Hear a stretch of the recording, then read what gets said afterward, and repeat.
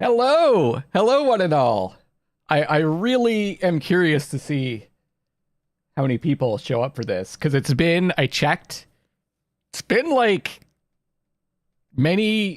couple weeks, 2.5 weeks since I finished off my blind playthrough of Shadow of the Erdtree, and I intended to do this finale stream way earlier. Like right away, but man, I played this game so many days in a row that, man, I got so burnt out on it. I'm just gonna wait for some people to show up because I'm going to... Hey, Rysine! Am I pronouncing that right? How's it going? Hold on. Let me zoom in here. I kept scheduling this. I kept canceling it because I was so freaking tired. And then I got caught up in Dome Keeper. But it's finally here. So I can do this. Talk about the story. I'm going to start out by watching trailer reactions. I'm not, but that doesn't matter. How do I pronounce it?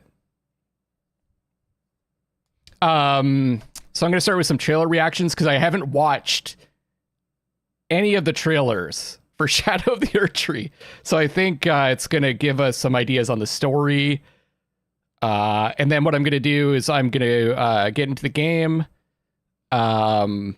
explore a bit. I'm going to try to find the painting positions, and we're just going to chat about stuff. I'll look stuff up and just chill in the Shadow Realm, and then I can put to bed the Shadow of the Erdtree playthrough and get back to the main playthrough of the game. I was being such a roller coaster between glad I'll be home and sad I'll be at work. Oh, yeah. Oh, you mean when I was going to stream this before? Okay, let's start with the official gameplay reveal trailer, I guess. It looks like that's 5 months ago. Then we've got the launch trailer, which was a month ago. So I think it goes official gameplay trailer, story trailer, and then launch trailer. Is there anything else? Accolades trailer. Hey, Ren, there wasn't that much in the trailers that I can remember, but maybe looking back, it's more obvious. Okay, well, let's see. Gameplay reveal trailer. I might have watched some of this.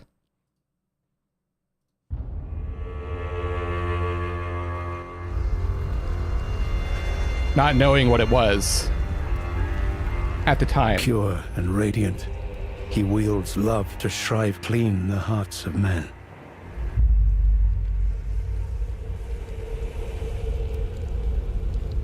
There is nothing more terrifying. Joseph! Thank you, buddy! 2 years!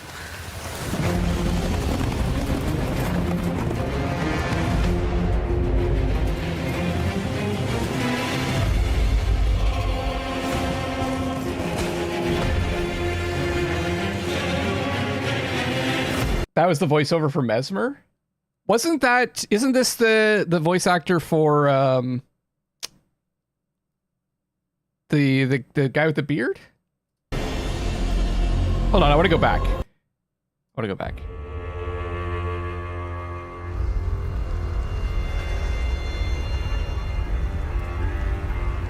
Pure and radiant, he wields love to shrive clean the hearts of men.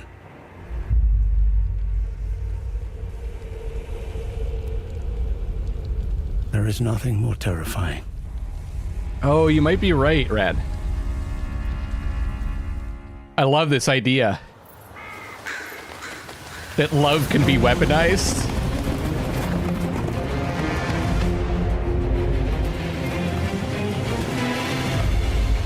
I'd like to be shrived cleaned. Wait, is it shrived cleaned or shrived clean? In that forsaken place, blood must spill. Oh, they show you the fellows. Wow. They are okay. Faithful.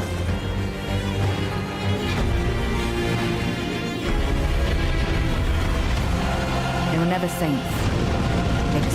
be on the losing side of a war. They're talking about the, God, I've forgotten all the names for stuff. Hey, what's up, Skeleton? They're talking about the horn set.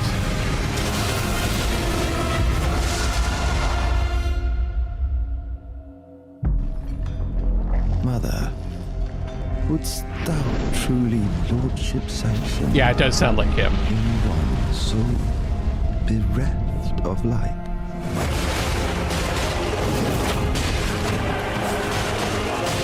Man, they're really good at making trailers, eh?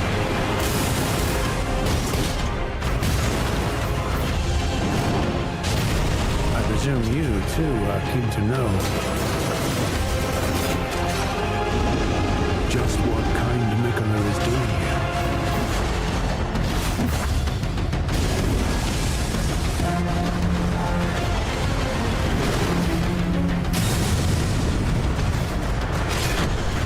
Those stripped of the grace of gold shall all meet death. Is that a machine gun? I think there's like a machine gun crossbow. Come now, touch the withered arm and travel to the realm of shadow. I will not be far behind. May we meet again. That was like pure spoiler. Some people were telling me not to watch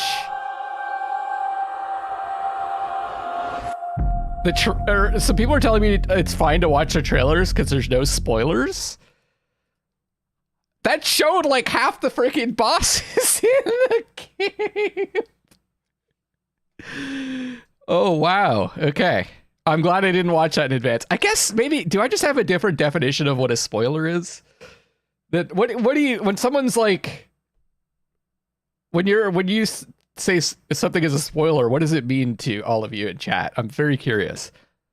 For me, it's just about like, I guess a lot of people think spoiler is something that's going to ruin the enjoyment of the game. But that, I guess that's different for everyone, right? To me, like that whole thing was just showing you like what weapons there were, what areas there are, what NPCs there are, what bosses there are. It's all a spoiler. Okay. Story trailer. Maybe people were saying watch the story trailer. Something very specific. If they show things with no context and still leaves you questions of what's going on, I don't consider it a spoiler. Oh, man. But then you see those enemies in the game and you're like, oh, I've seen that before. To me, it's like areas, weapons. Just showing me this trailer would be nothing to my fish brain. But you could see there was like a martial arts technique. There was like, all right, teach your own, I suppose.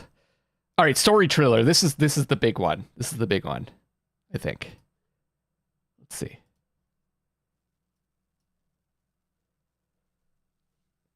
Very excited to see this.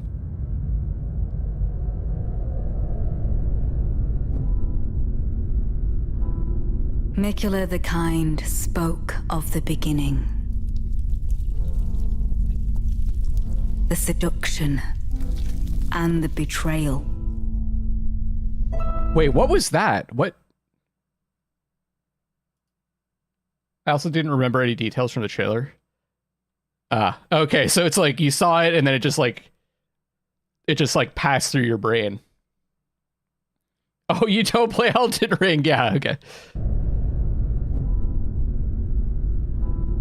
Mikola the Kind spoke of the beginning. So this is Leda, right? The seduction Leda? And the betrayal.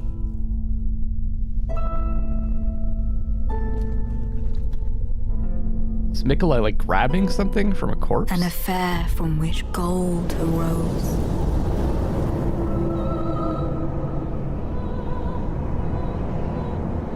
Oh. And so too was Shadow born. What followed was a war unseen.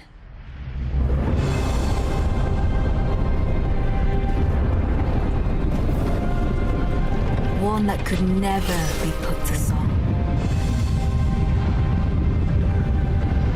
Is that the body that Mikola grabbed the thing from? Grace or honor. Damn. The tyranny of Messmer's flame.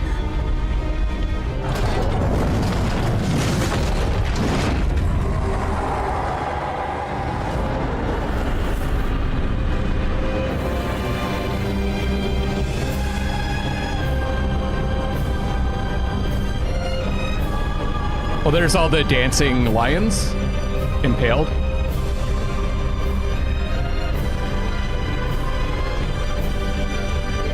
The stuff of the trailers do look better, yeah.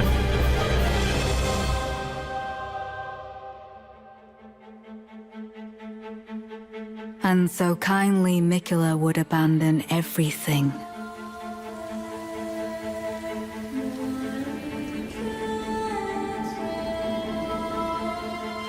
It's a lot. His Yeah, golden it's more flesh, cinematic. his blinding strength, even his fate.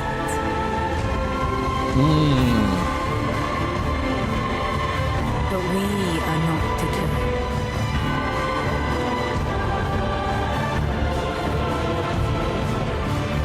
We choose to follow.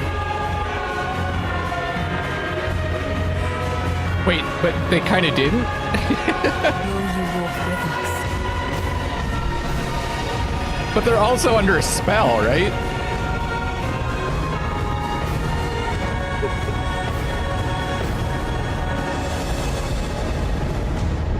Kindly Mikola is in fact a moron? How so? What do you mean?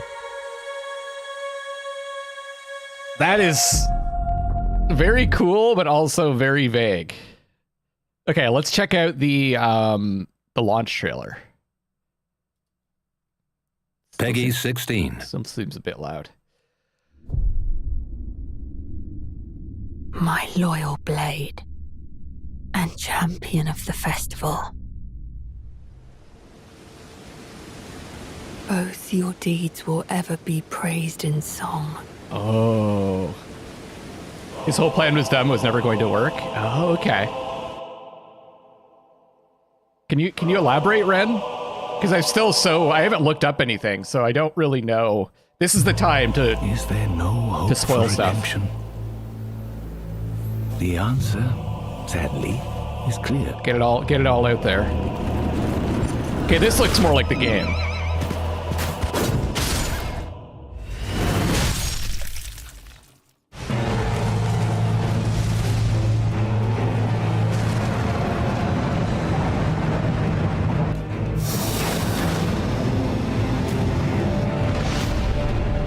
Oh yeah, that was a neat fight.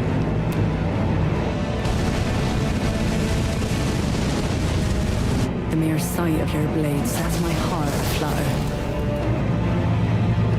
All the more I yearn to crush it in my grasp.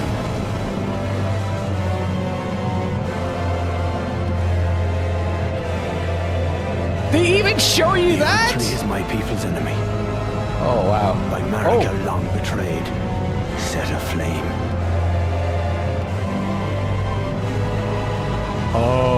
Oh wow, they show you that too? Woohoo! Thank you for being a member. For 21. Wait, am I like in the way?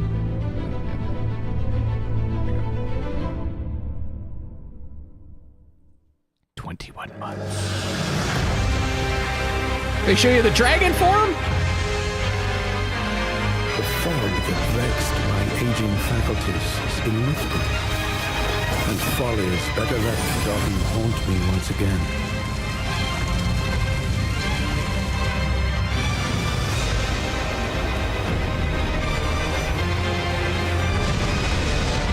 Such as it is, this battle could not be more fitting. I think they've shown like every major boss in the trailers. And the coming of a That's Lord. wild.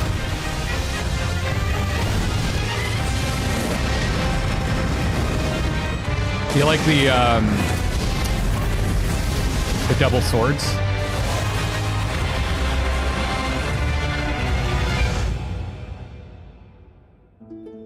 The problem with that little part there where they're attacking the dragon is the dragon hits the dude and dies. Rolada, yeah.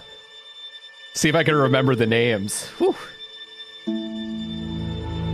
promise me you'll be my consort.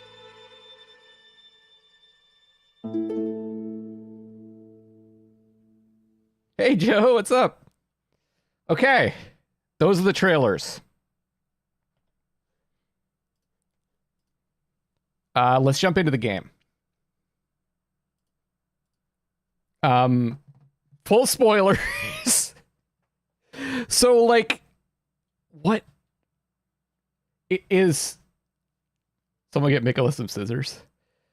Like, it seemed like Mikola was trying to go through the gate that Marika went through to, like, ascend to the lands between. I always like felt like when I was playing through Shadow of the Erdtree that the Shadow Realm was like a afterlife. Shelton, I don't know any of this, so I would not know what is important, but you have context that you consider it a spoiler. Yeah. But, like, I know now, like, after watching that, I'm like, oh, I know there's this big dragon boss. And I want to be surprised, you know? I guess I prefer to be surprised and not, like, know what weapons or bosses there might be beforehand. Okay. I don't really have a plan for this. We're gonna roam around and chat, and feel free to ask questions. I'll ask questions. Nicola wants to ascend to bring about the age of compassion, okay, where everyone is treated equally. However, by disregarding all the parts of themselves, they lost any idea of what compassion even was. Got you. Yeah. Yeah.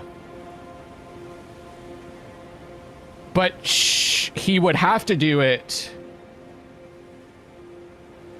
So is there a sense of what Marika had to do to ascend? Because she was born here, right?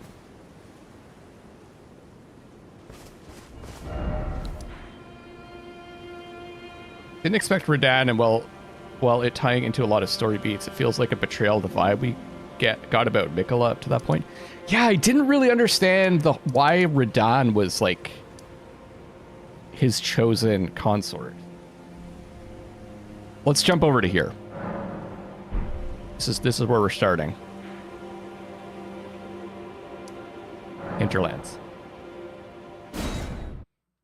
Ruhi, I found the village entirely on my own.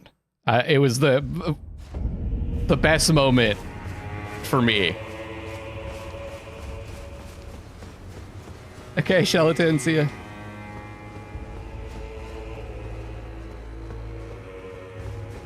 I was like, I walked up to here.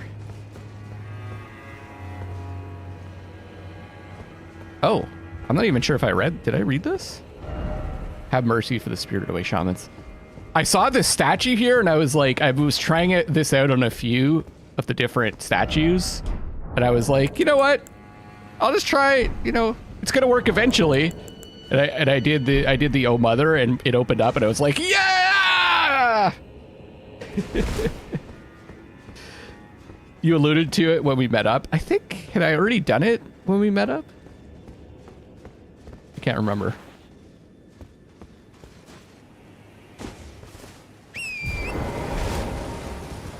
Okay, let's go over to the village.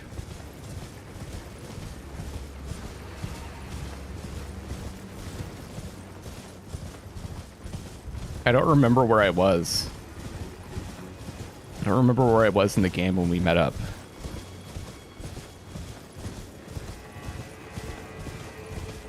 Their childhood, Mikola saw in Radahn a lord, his strength and his kindness, that stood in stark contrast with their afflicted selves. Mikola made his heartfelt wish that Radahn would one day be his king consort. Okay. Strength and kindness.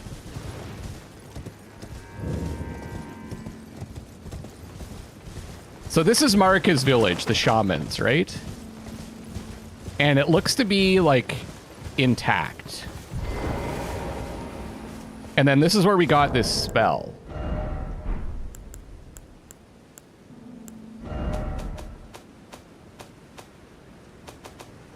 I have 3 golden seeds? How many golden seeds do I need? We got the incantation, right? Minor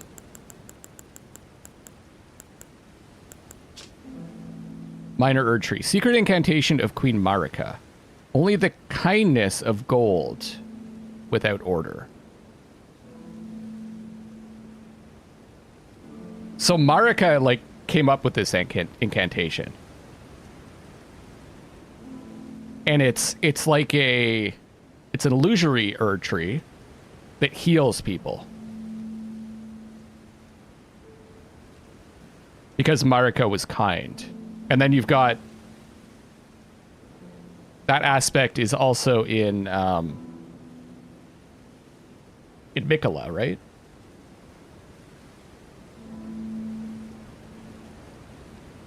Marika bathed the village of her home in gold, knowing full well that there was no one to heal. So I guess there was a tragedy here, and all of the other shamans were killed. And they were killed and put into the jars, the living jars. Am I getting that correctly?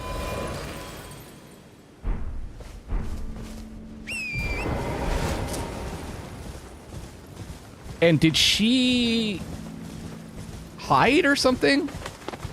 That's what I was surmising, that she hid in this like nook or something to avoid getting captured.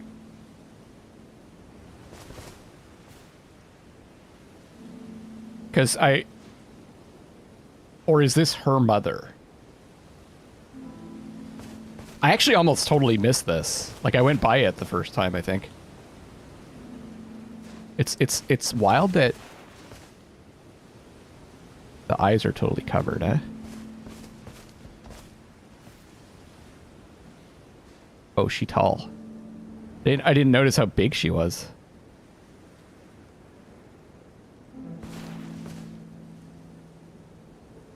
Can't see the eyes.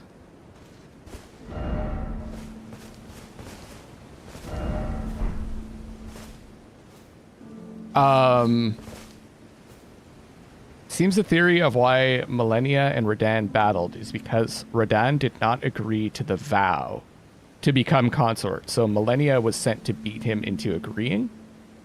Oh, okay. Yeah, so what's the difference between the Newmen and the Shamans? Are Shamans just a subset of Newmen? Like, are they... So Shaman is someone... I'll look up the definition again. I did this before, but...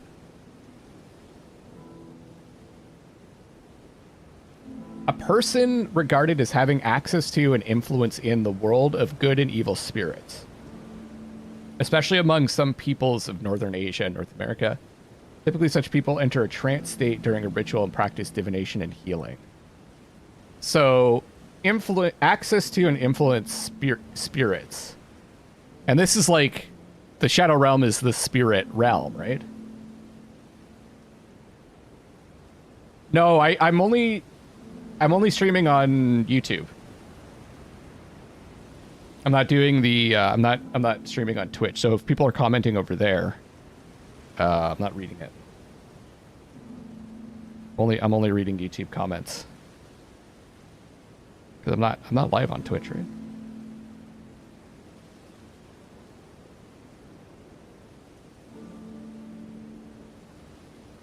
No, okay. I saw a theory that the Horn Scent were stuffing shamans into the jars. Yeah, I got that impression too. The attempt to create a saint. Okay. Oh, you think Marika was the result of finally succeeding? Oh, okay. So that's why there's no one left in the village. That's why, okay. That makes some sense. Oh, I wanted to check something out while we're here too.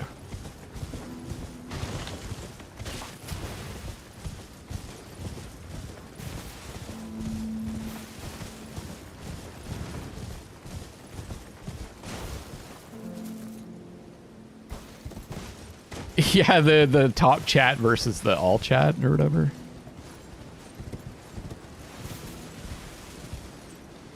Oh, did you have it on? Oh, I can't drop down there. Did you have it on top chat versus the live chat or whatever it is? How do you get down there again? Over here. Oh, you're only seeing your own comments, Ruby? That's funny. You are your own top chat?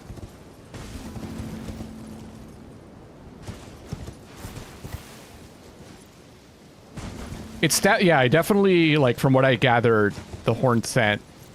Because if you go to Bonnie Village, you can see what the horn scent, the result of what the horn scent were doing, right?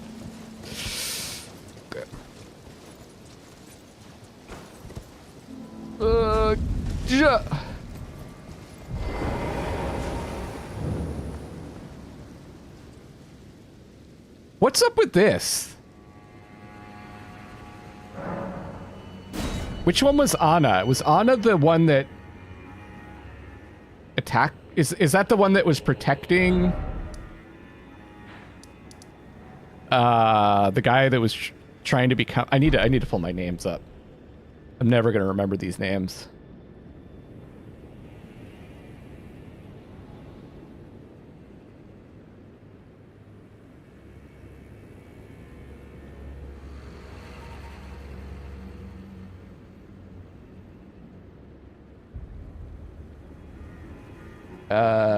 Emir. Because there was didn't she have a sister also? I've got Yolan. I guess Yolan was the one that was there, and then we got attacked at some point by Anna, right? What happens if I kill them? Let's see. Can't. What does this say? Didn't expect head. I kind of only know what was in one of Vadi's videos. Lots of side bits got glossed over. Okay, well, what do you think, though?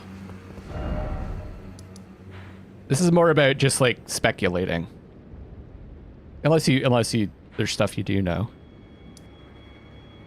But it seemed to me that this puppet is the puppet of, like, the sister of Yolan, the one that we ended up fighting in the cathedral. Or hold on a second. When we went down there, when I went down there the first time, there was we got attacked, right? Did you get the summons from that puppet? Oh.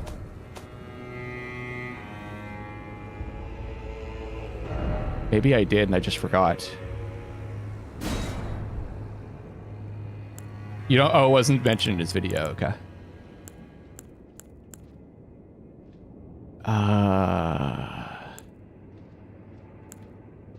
I don't remember.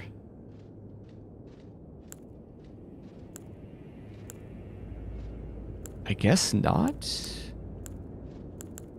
But why wouldn't I get them?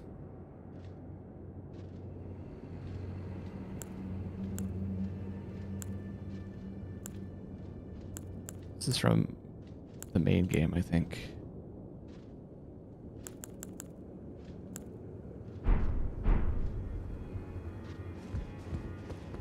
This game's freaking dark.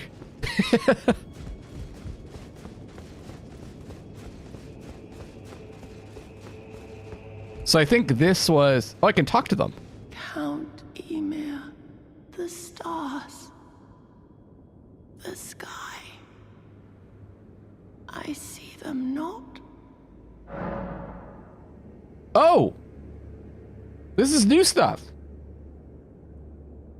Yolan and Anna ashes. You interacted with the puppet when you have the ashes for the sword hand Yolan, and you'll get them both together. Maybe I didn't do this yet, Ren.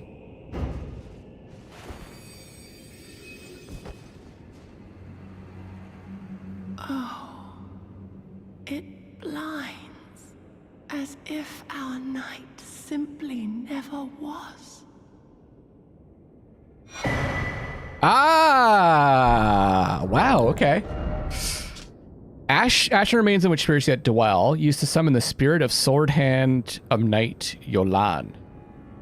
Spirit of a sword hand granted light by the iris of grace. Wields a sword of bottomless black that penetrates the enemy's guard.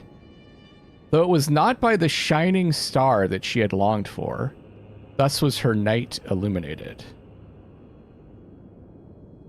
But this was an at times blinding light and threatened to expunge the night entirely. It's so hard to parse these things. It's just so you get things in different orders, and like it's been several weeks since I finished this. What the hell is that supposed to mean? I didn't get this either.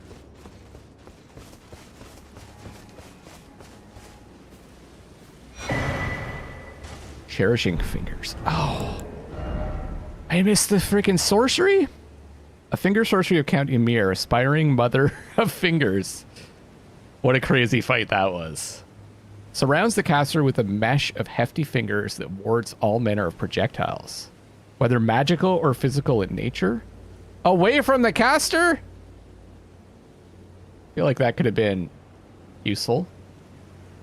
The dear fingers look after their mother. Or perhaps that is merely what the mother wishes to believe. Okay, so now I can go back.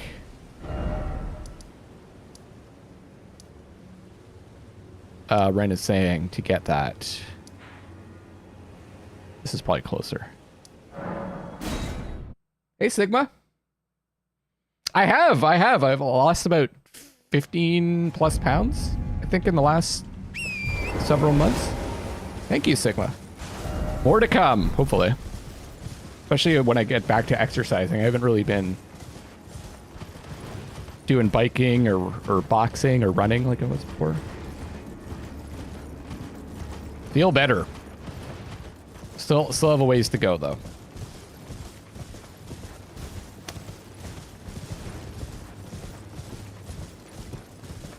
I knew I was missing something with that puppet. It just seemed like... Why are they just there and you can't interact with them at all?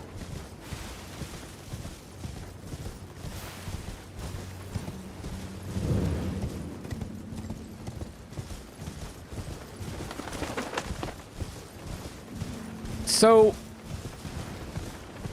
what is, I'm not sure if any of you answered, like, what is this statue or whatever in the tree? Hey, Klotz. Who is this? Who is this supposed to be? Marika?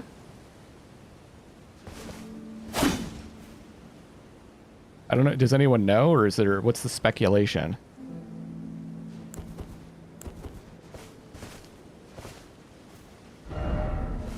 Something. It's kind of, I was talking about this during the playthrough, that this echoes where Marika is in the Lands Between, right? She's like kind of trapped in the nook of the Great Tree. Or sorry, of the Erdtree.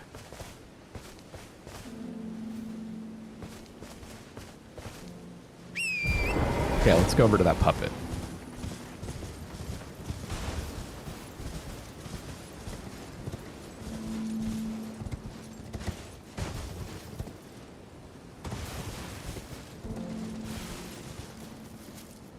Oh, the braid. Right. You pick up the braid there.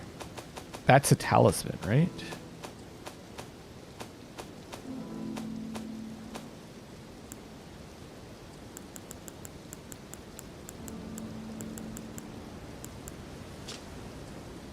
Braid of golden hair cut loose. Queen Marika's offering to the grandmother.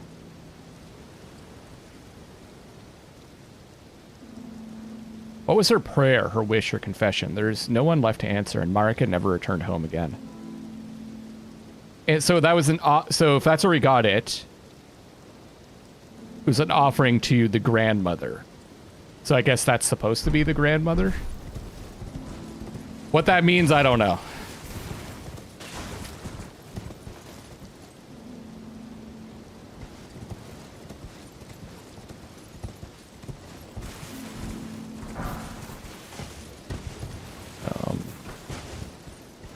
here.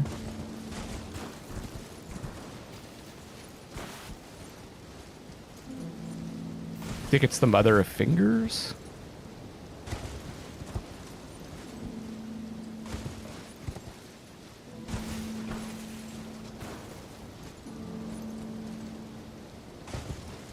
All the statues and lines between show her with a cut-off braid. Oh, really? Oh, I didn't notice that.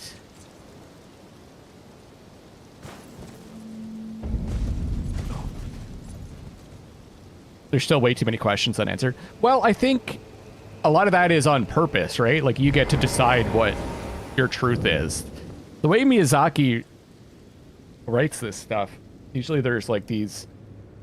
he has an idea for what it means, but there's pieces missing, and you get to fill in the gaps yourself. Usher Anna into Sword Hand of Night Yolan's Spirit Ashes?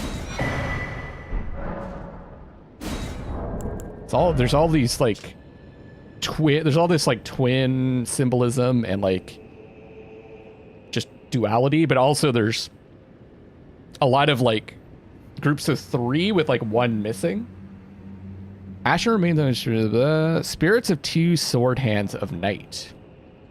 One of them being possessed by Count Emir's doll, Anna.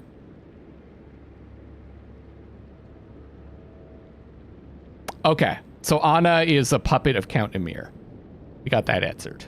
Together, Yolan's sword and Anna's claws are as bottomless black and penetrate the enemy's guard. Yolan and Anna were born in a cold, dark jail where they were raised deprived of light, to be sword hands of night. Thus were they cultivated to become the most terrifying masters of their blades, though the burden of the deed left their hearts frail and pliant. So I wonder if they were born in Bonnie jail, because that's where we got the set.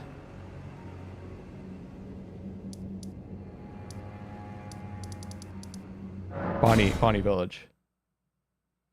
Yeah, I wish I had gotten that before. I would have used that. The story trailer says Marika seduced and betrayed someone, and the Grandam refers to her as a strumpet. Yes. Ah. Okay.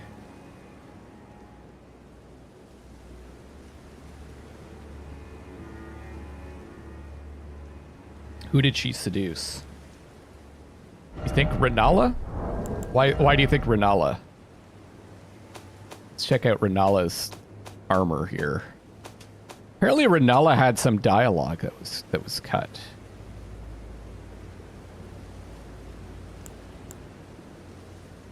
Oh, as Radagon. As Radagon. Yeah. I could. That makes sense, Ruby. It's interesting. It's like, so they're like, I got a sense that the greater will is the power in the lands between, right? But I was thinking about it as a concept too. Like, the greatest will govern the order of the lands between, right? And Marika proved to be the greater will because she defeated the dragons, the giants, blah, blah, blah, blah, blah. But she was not able to defeat through war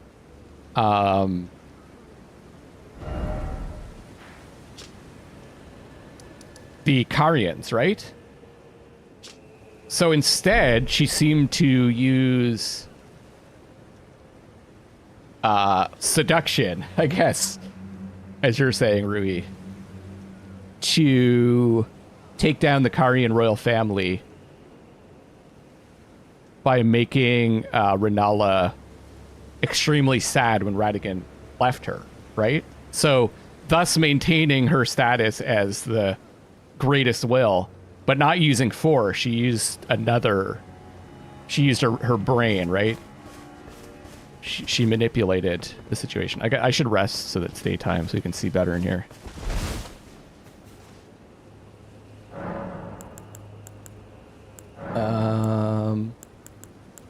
Maybe.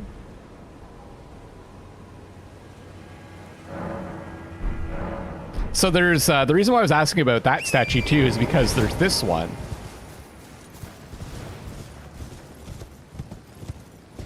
in Bonnie Village. And so this must have been a shaman village too, right? But this one was burnt.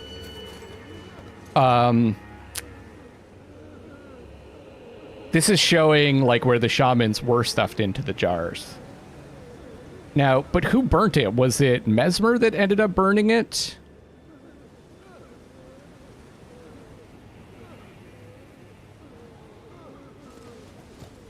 Or was it the horn set? I'm confused by that.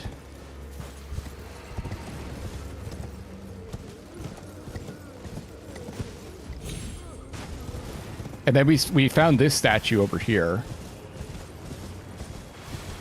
Or whatever this is supposed to be. Where we got the mother... Oh, mother... gesture? So who is this supposed to be? I thought it might be a horn scent because their head is cut off, and we've seen like these statues.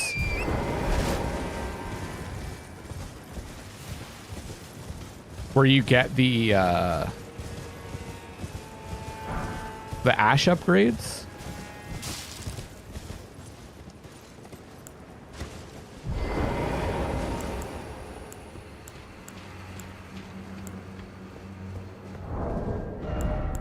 Let me equip a torch here.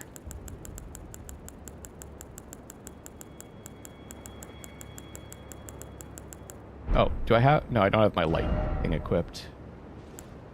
God, you have so many freaking weapons by the end. See how these statues have their heads cut off? It's not until you get to like almost the end of the game that you see one with their head attached.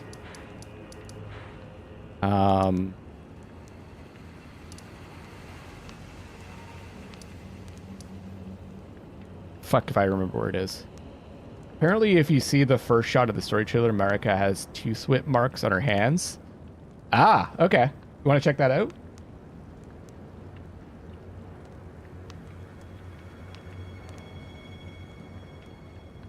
Let's see.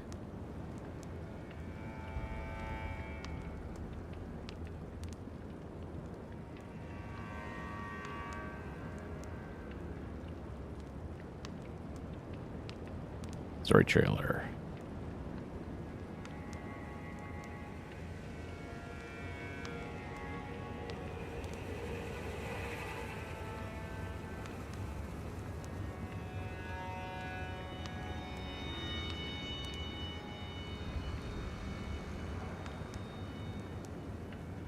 Spoke of the beginning. So this is supposed to be Marika?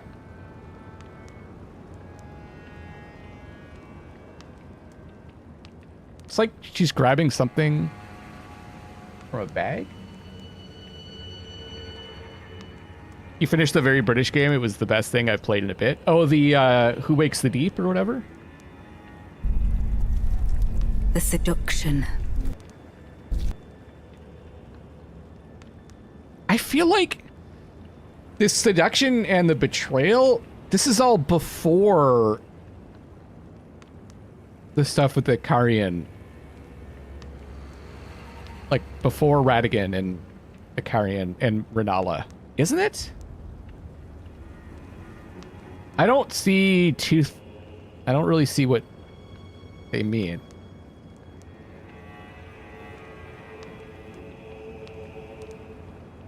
Definitely like bruising.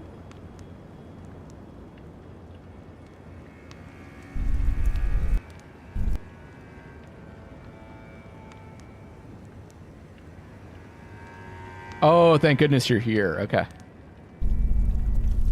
I've heard that's good. Seduction. And the betrayal. What is this? What's in the bag? Trail. This kind of looks like the sap coming from the tree.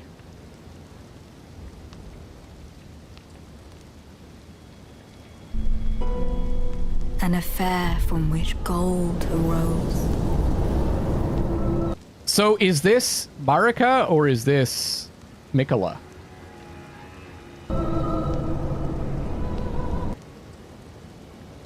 Because this certainly looks like it's before whatever happened here. Because when we go back, it's like, this is all burnt. Like all the people are burnt to like ashes. So having a close-up of something weird like that when just entering the stream is kind of confusing and disturbing. So this is Marika. This is her when she's becoming a god. Okay. And then Mikola was going to follow this. Oh, all right, all right.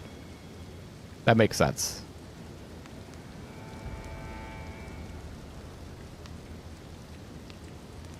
What do you think these strings are? It looks like the strings there look similar to this.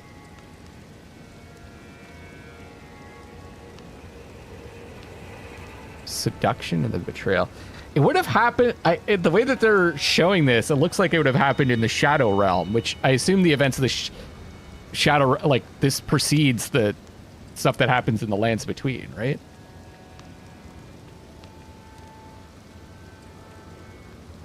So I guess it's something to do with the horn scent. Did she seduce one of the horn scent or something, and then was able to steal something that allowed her to ascend? Yeah, it is a little bit like the rune arcs, but they're strings. Or like threads. It does kind of like look like her hair. Grace?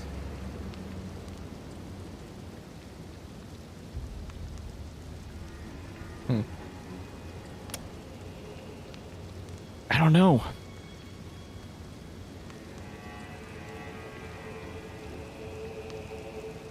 Oh, right. So I was trying to look at, trying to find that statue of the, whatever those things are.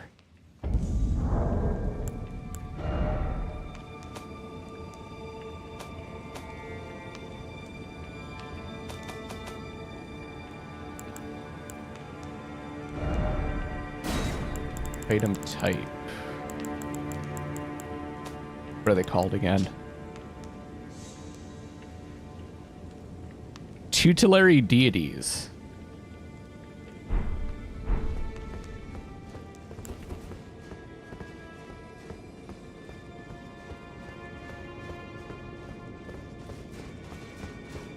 I think it was up here. By the way, this is the most satisfying thing in the whole game. Killing this dude.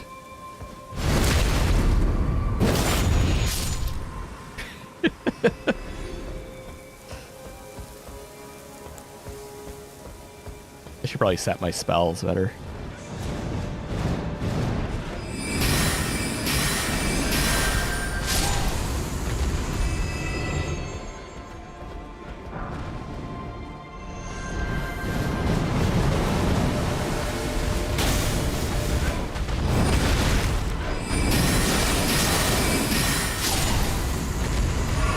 See if I can remember how to play.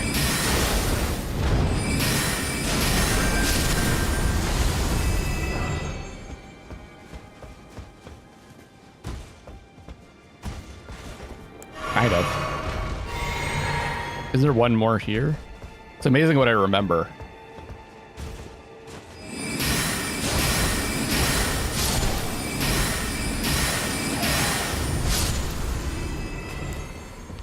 Oh no, this one doesn't have the head either. Fuck, where was that one?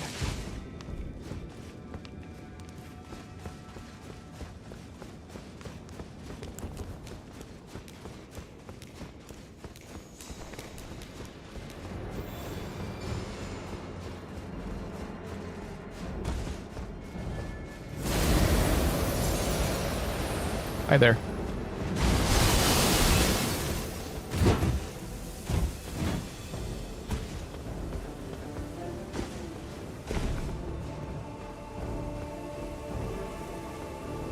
Oh, I think I remember. I think I remember now.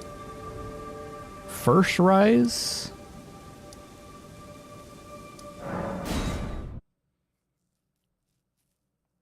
It's down around where I first noticed the trees had people in them.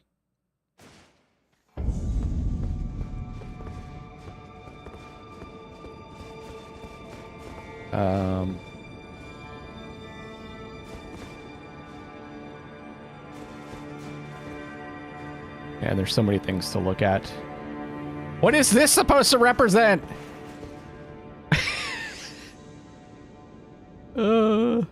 Like snaky tentacle.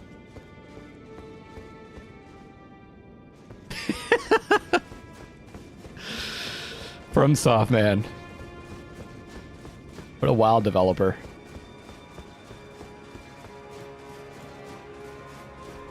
Yeah.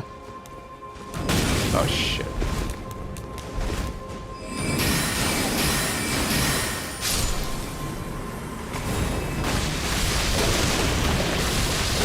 That spell, I could see that spell is still really strong. Good to know. It wasn't here, huh? Was it down here?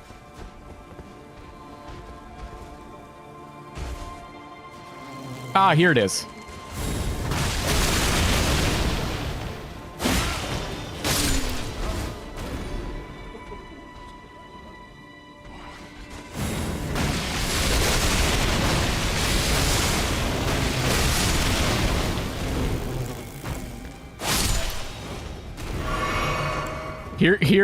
Here's the first time I saw the statue without a head. And it's revealed that they have their horn scent, right? So that led me to believe that maybe...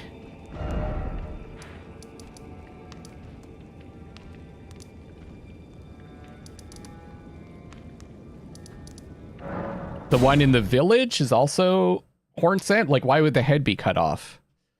But then again, the head's cut off of the Marika statues too, right?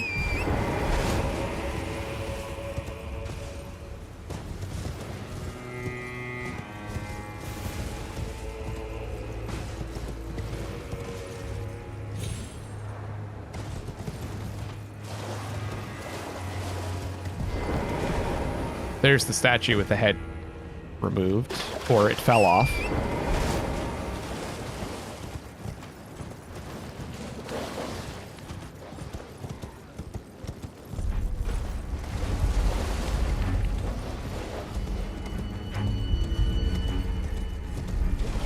And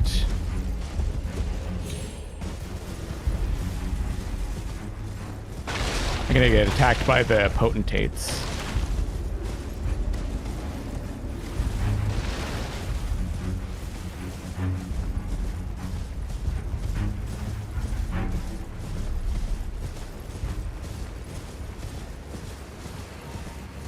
And this one is missing the head.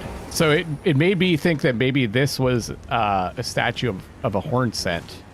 What that means, though, I don't freaking know. And that's where we got that gesture, Oh Mother, which unlocks the way to the Shaman village, right? And then there's a snake. What is this snake skin over here supposed to mean?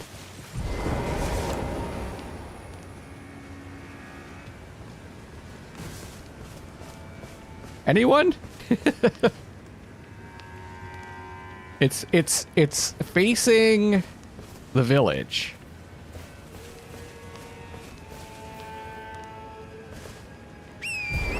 And then the jail is just down here where we ended up finding the knight armor.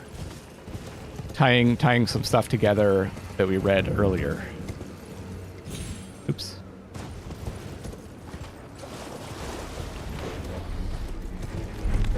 Let's take a look. I think I'm gonna look up some theories about that. See what people have to say.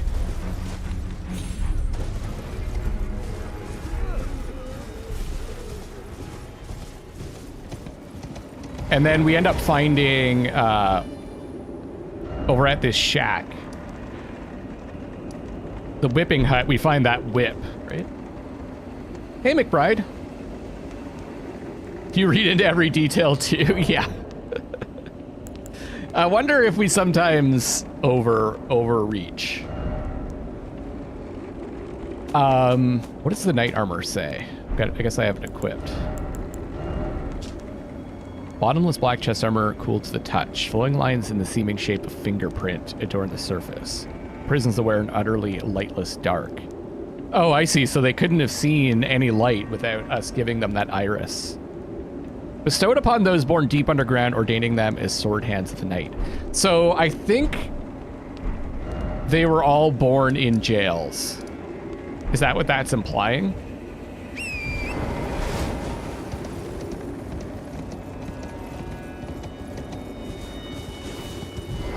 Let's look up some theories on this snake.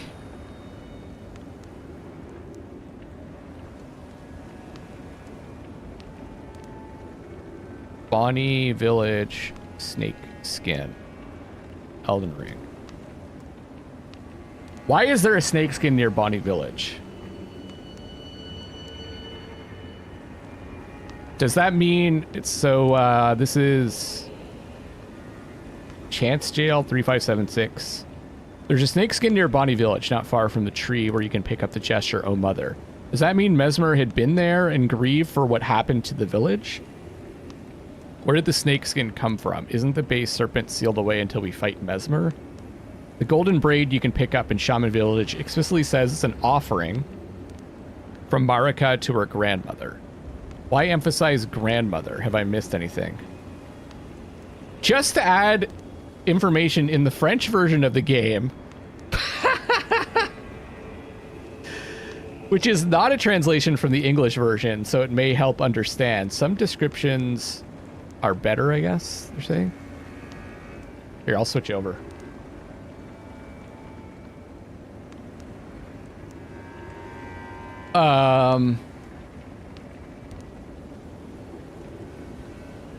The holy braid item doesn't say it's Marika's grandmother, but it says Mère Ancienne, so ancient mother, with capital letters, implying it's more of a title, as grandmother in the maternal sense in French would actually be translated as grand-mère.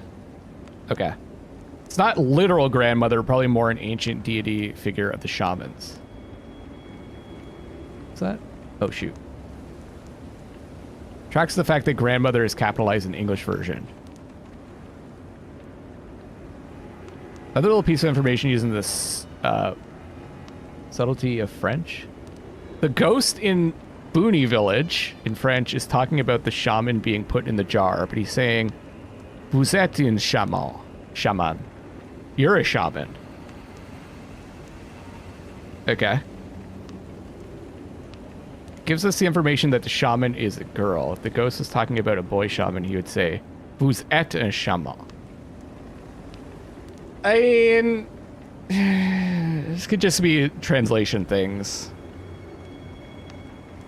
So in the Japanese, the word they use is apparently closer to shrine maiden than shaman. Hey, cat. So I also think they were all females. Okay. Female bodies in their trunks. My crackpot theory is that that's the god-devouring serpent. Hey, Blecko. You don't want to see this part. Go away. You're not here yet. You got a lot to do. This is all spoiler.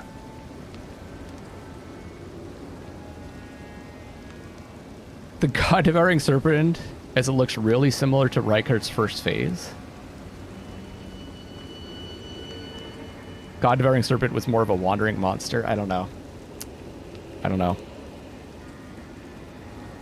I was thinking it could be the Grand Dame we find in Bellarat. She's horn-sent and Marika doesn't really like them. I was thinking maybe the horn-sent, like, could have given birth to humans or the Newman. It's like a birth defect, not having horns.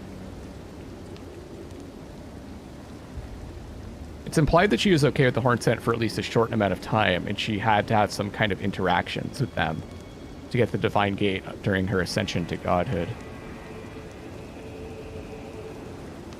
Pretty sure it's just meant to hint towards Messmer's true nature. Him literally saying, "Oh mother," before his phase 2 can't be a coincidence. Yeah. Elden Ring would be better with tank controls? Sure, why not? I have a hunch Marika laid with the same serpent that devoured Rykard as a way to gain power in exchange for her firstborn. Messmer's her firstborn? Is that confirmed? She laid with the serpent to create Messmer. Messmer is a snake, and she killed that serpent to steal its godhood. The serpent Rykard bonded with is another of its kin. What? We're going down the rabbit hole here, everybody. Okay. I don't think there's really a reason to go into Bonnie Jail.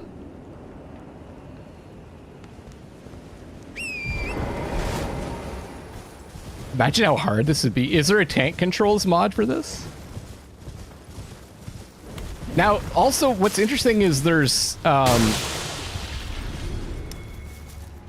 these scorpion spiders here, and they don't appear in a lot of places. So I guess the night knights were born deep below, so they were born in the prison. People play with DDR pads, indeed. Okay, the other thing I wanted to show everyone was this, if you switch to nighttime in the plains. I don't know if it was like this from the beginning.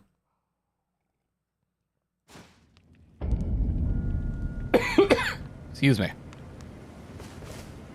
There was like, let me rest tonight.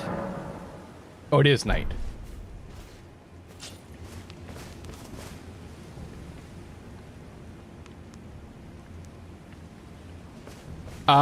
You don't see the stars in the land between, do you? These like blinking stars?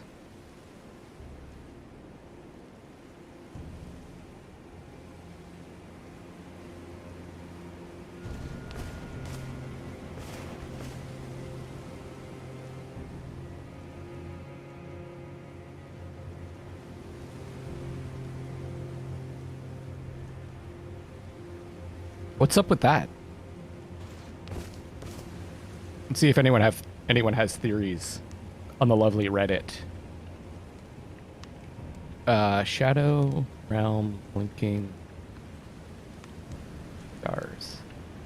Radam was holding back the stars. Yeah, but we've already freed them.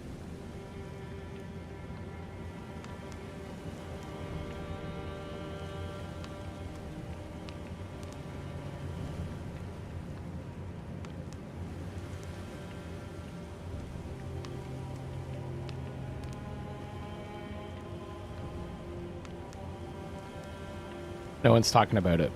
Okay.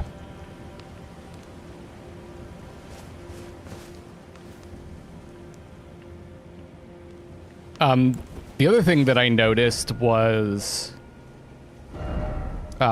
in the very end, at the Divine Gate, the Gate of Divinity, it's always sunny in this area.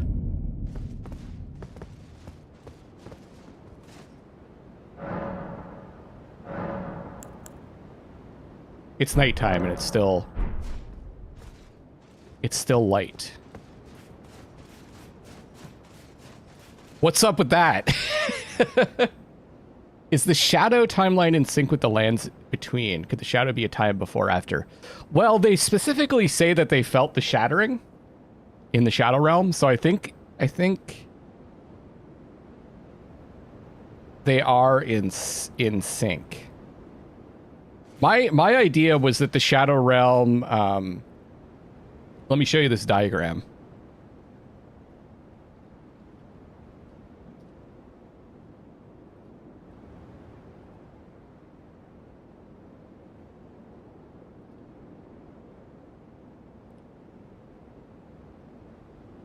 Might be based on this idea, like the lands between. I'm sure it's a conglomeration of different ideas about the model of the Earth and the planets, the stars, the moon, and the sun from different periods in human history. But this one, I think, is interesting. So the lands between would be Earth. I think the Shadow Realm is supposed to be like Sheol, like it's an area underneath the lands between. And then there's the Great Deep, which is the Abyss. And like they even use this term in Dark Souls 3, right? The Deep. And then there would be, there's these layers above, right? Where the sun, the moon, the stars are, and then there's some level above that's like a heaven. And there's these waters above the firmament. And they even talk about the, so this is a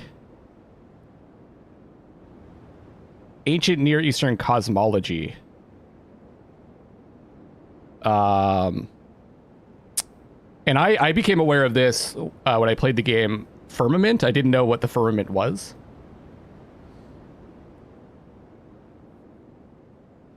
And this kind of informed the idea of heavenly spheres later on. So I think they might have built the concept for the lands between and the Shadow Realm off of this concept, but it's just a theory. And if you look at the maps, I think people have established that the whole Shadow Realm could be in this section of the lands between. Right in the middle. But to me, I feel like maybe it's under the water. Because it's being hidden by Marika, right? So whether it's an illusion or it actually is literally under the water, underground, I'm not sure. It's kind of cool that in this area, the Divine Gateway, all you can really see, you can see the Scadu Tree and the peaks. Then it's all clouds. Let me pull up a diagram of that. Shadow Realm.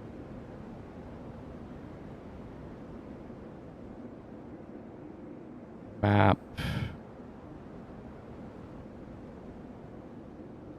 It's in lands between.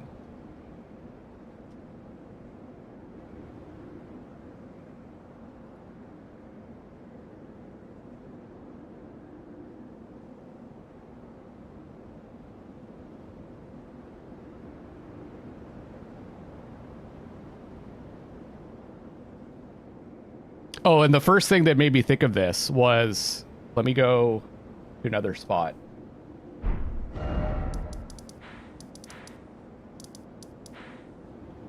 The suppressing pillar. When I read what it said up there, I was like, is this, like it says, this is the center of the lands between? And it first occurred to me, I was like, is it, do they mean literally the center?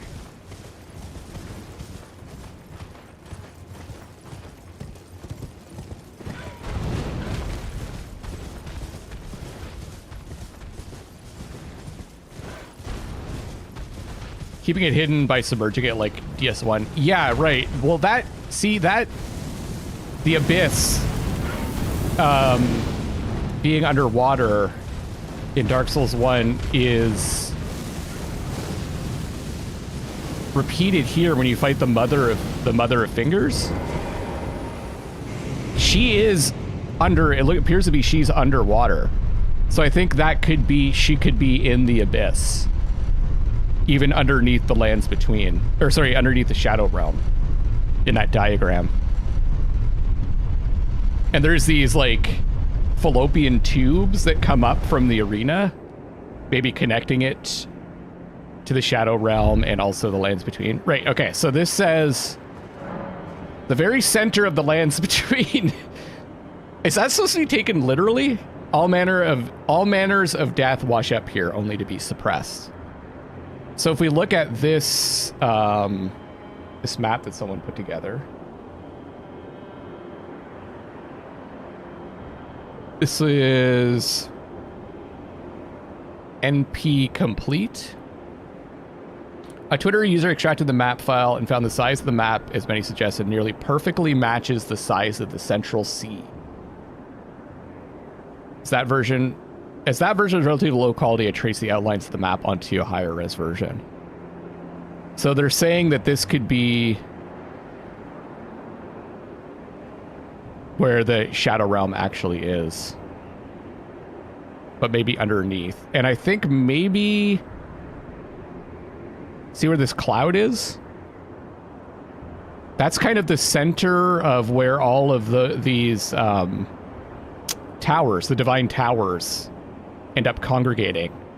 And I think maybe that could line up with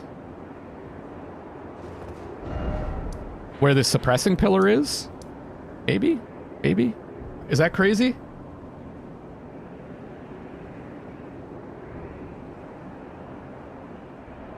Let's see what it says here. How do I get rid of this? Come on.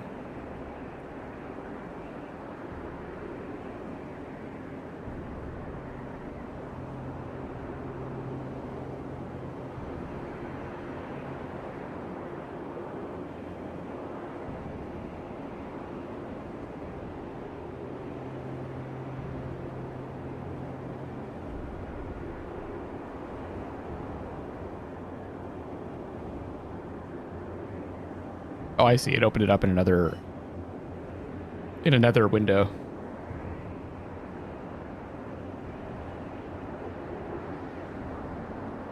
Okay, some really interesting stuff can be seen. First, the area with the Erdtree chalice that almost resembles a tree stump fits nearly perfectly over the circular Lindell, with the protrusions even aligning with Lindell's roads and the Divine Tower Bridge behind the fortified manor. This area of the map is actually misleading, though, because the Erdtree is depicted far off into the water. It actually winds directly underneath the chalice. Okay, I don't really know what that means.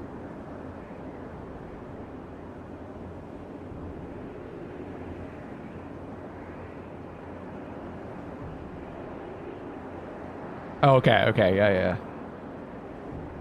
But then I think this might be where the suppressing pillar is. The coastline also fits nearly perfectly into the northwest portion of the inner sea, the rift that splits Liurnia from the Altus Plateau.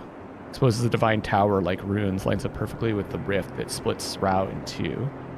Oh, that's this. Whatever that's supposed to mean. Belorat falls nearly on top of the Ul Palace ruins. Ah. Okay. The border between the Cerulean coast and Karo's Hidden Grave exactly follows the northern coast of Limgrave. Guess that's here. The suppressing tower is not in the middle of the Central Sea, but it is nearly in the center of the landmass of the lands between. Okay. So that my theory is kind of supported by that. The islands of the east coast of Jagged Peak perfectly match the contours of Caelid near the Bestial Sanctum, and Jagged Peak falls directly over Dragon Barrow. That's right here. I mean, it could be coincidental, I guess. And then the Shaman village aligns well with the Erdtree. Seems to explain that Marika bathed the village of her home in gold description.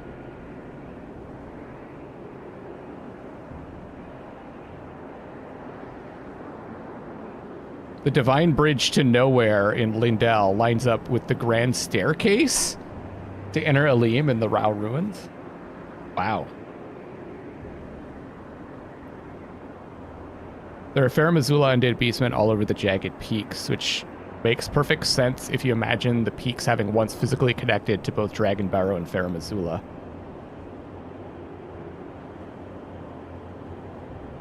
Makes sense, eh?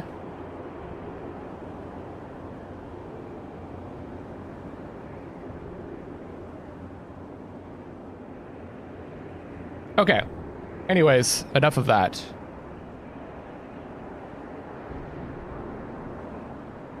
The one thing I wanted to do was just to give this a bit of direction, because we're kind of meandering all over the place. I wanted to find the painting spots in the DLC, and we'll come across some other things that we can talk about. So the first one is Incursion. This painter is said to have captured the landscape scene during the last moments of those welcomed into death's embrace. So this is like, these are scenes from the past. The soul of the painter and the vestiges of the dead's last moments can be discovered by visiting the location depicted here. So is that bridge? Oh, I can see the suppressing pillar, I think. Is that this bridge?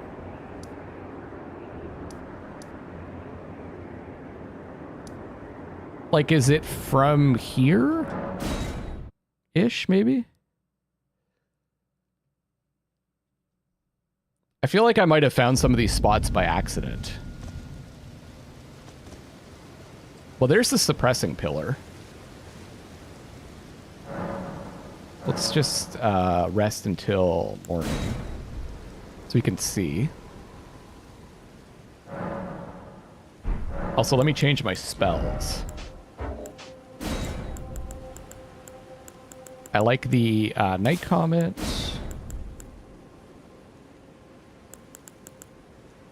Moonblade. Let's equip the new finger spell.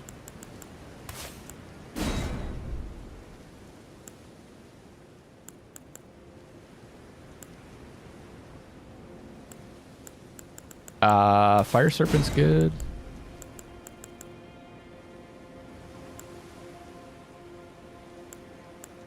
What else? Cannon. Dark Moon, sure. And then Starlight. I can unequip that. Okay. Let's take a look at that again.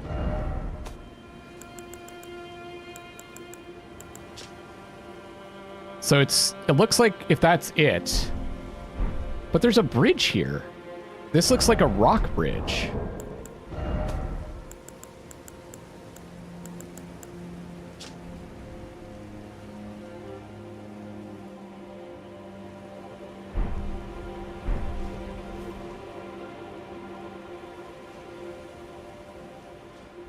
And I don't see Archdragon Peak.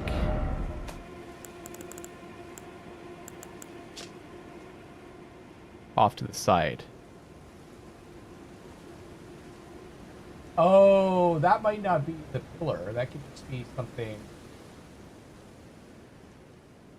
something on the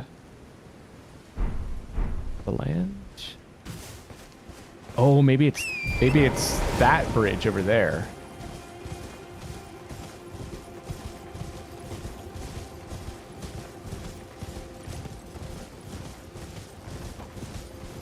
Not this one. It could be... It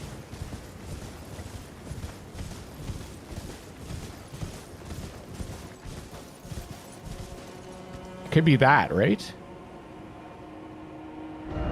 Okay.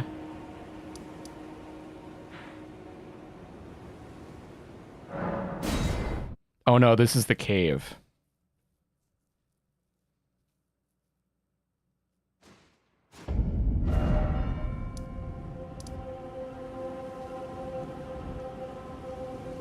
I think it might be this. Let's go from here. Castle front. It looked like you could kind of see a castle off to the side, though.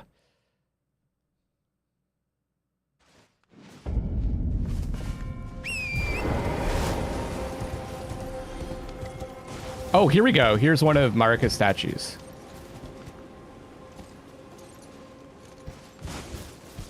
So you all were saying that there's like a braid cut off?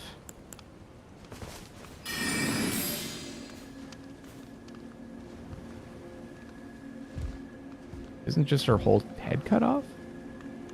Or were you guys talking about in the main game? Ah, okay. Right there?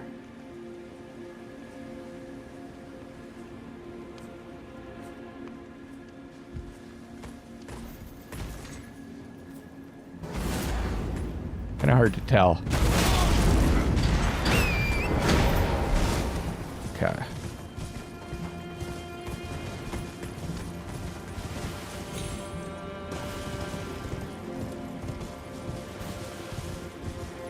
And the main. Okay. Cool.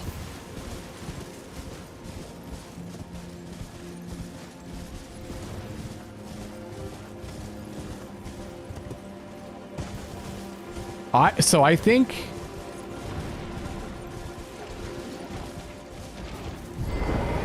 let me take care of business here.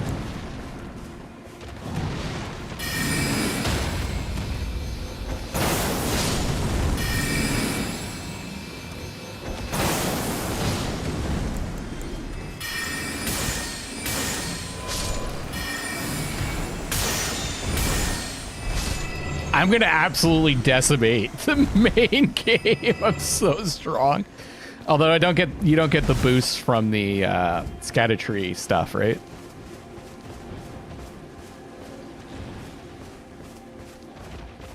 So maybe I won't be as strong as I think.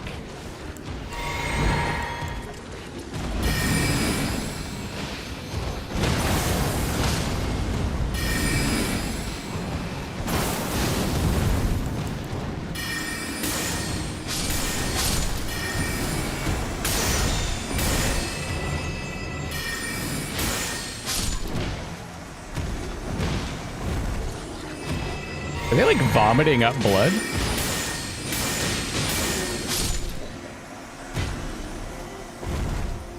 What the hell?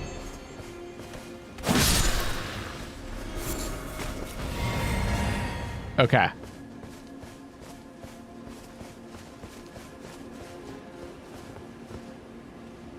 So is this the spot?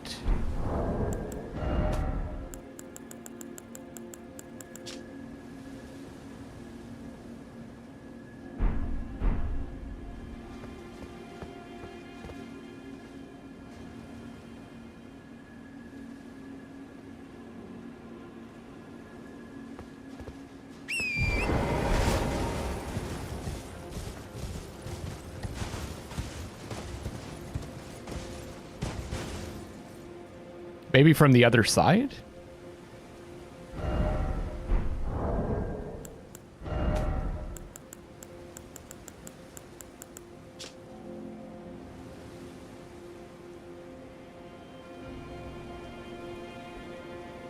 So there's definitely one of those arches. The grave.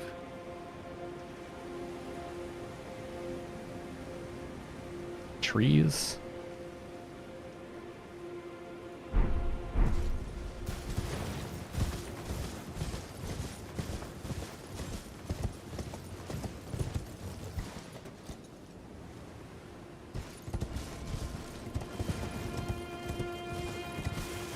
If it's that bridge, it looks very different now.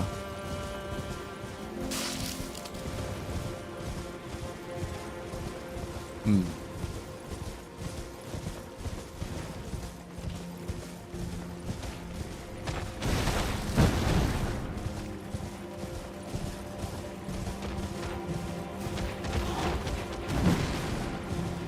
Hey, Jim Wise, thanks for subbing. Well, there's a possible castle that's represented.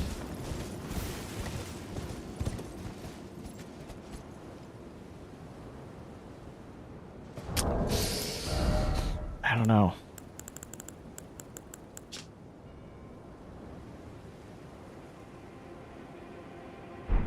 It looks like the landmass is bigger than that.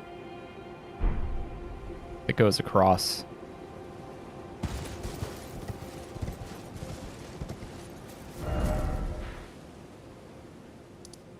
Hmm.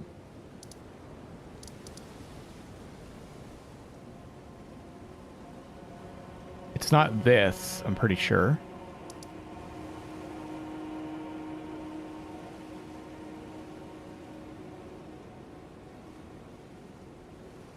I don't think it's this. Has anyone found all those? Maybe I'll look up a hint.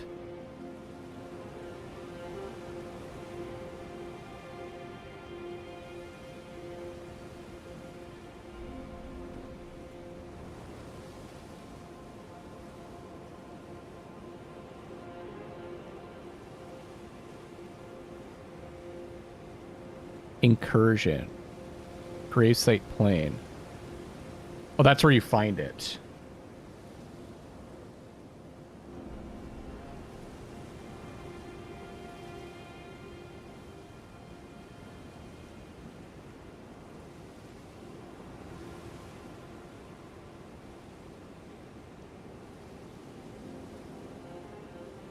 Oh, okay.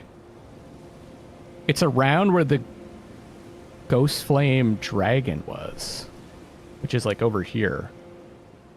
I was way off. Huh.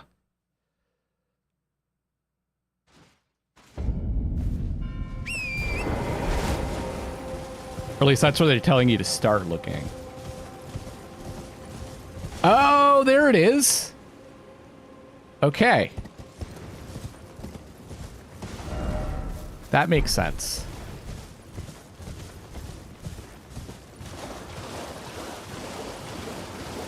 Because they're going into Bellarat. And that, okay, and then you've got those curvy towers. So it must be over here. Man, the lighting's so beautiful. Look at that, man, what a gorgeous game.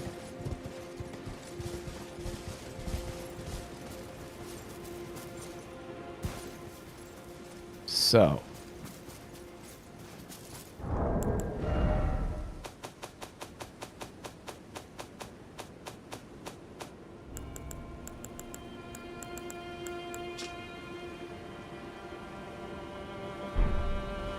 That's this structure here, so it's got to be back here somewhere.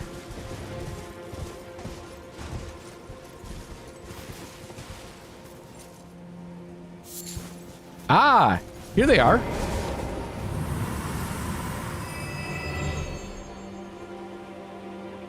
I guess I didn't find any of those.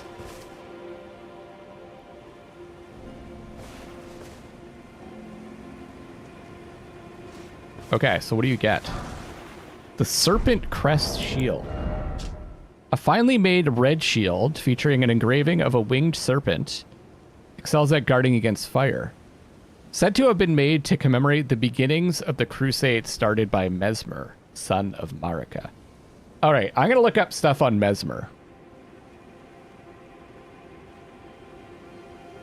Franz Messmer. Here we go. Franz Anton Messmer, German, is a German physician with an interest in astronomy. Wow. It's not background I was expecting for Marika's first child. He theorized the existence of a process of natural energy transference occurring between all animate and inanimate objects. This he called animal magnetism, later referred to as mesmerism. Interesting. That's interesting that this is a real person.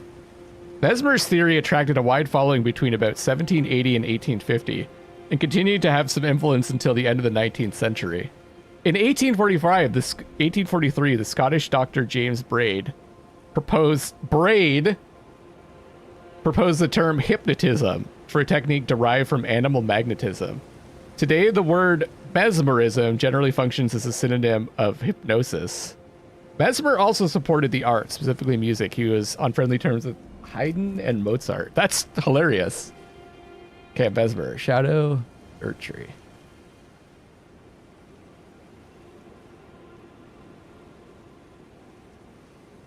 Messmer lore.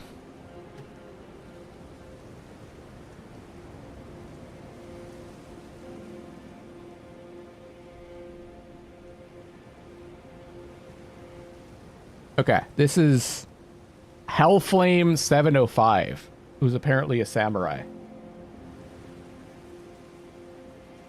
Son of Marika the Eternal, possibly second Elden Lord Radigan. Messmer, unlike how we know him in the DLC, might not have always been as cruel or as cold-hearted as you might think he is. During my research to uncover everything I can about him, I kind of came to respect and pity this demigod. First, we need to look into his younger... Some people put some real time into this game, and I appreciate it. While we do not know much about his younger years, we certainly know he had friends, people who respected him and called him friends. He had good relations with other demigods as well. The remembrance of the wild boar rider, item description reads, both were as elder brothers to the lion, who is Radigan, right? Sorry, Radan, I think. Both were cursed from birth in spite of, or perhaps because of this very reason. Gaius was both Messmer's friend and the leader of his men. Who might Lion be referring to in this context? The only one coming to mind is Radan. Nailed it. We do know that Gaius was also a student of the same Alabaster Lord who taught Radan gravity magic. 2 item descriptions prove this. I think we already figured that out. What is the curse of Gaius then? He's an Albinoric, yeah? Radan saw Messmer and Gaius as elder brothers, despite him being older than Messmer himself.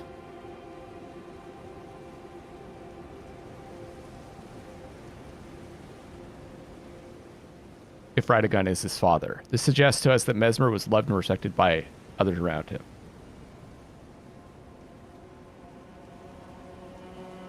Okay. His life took a turn when his mother, Queen Marika, ordered him to go to war.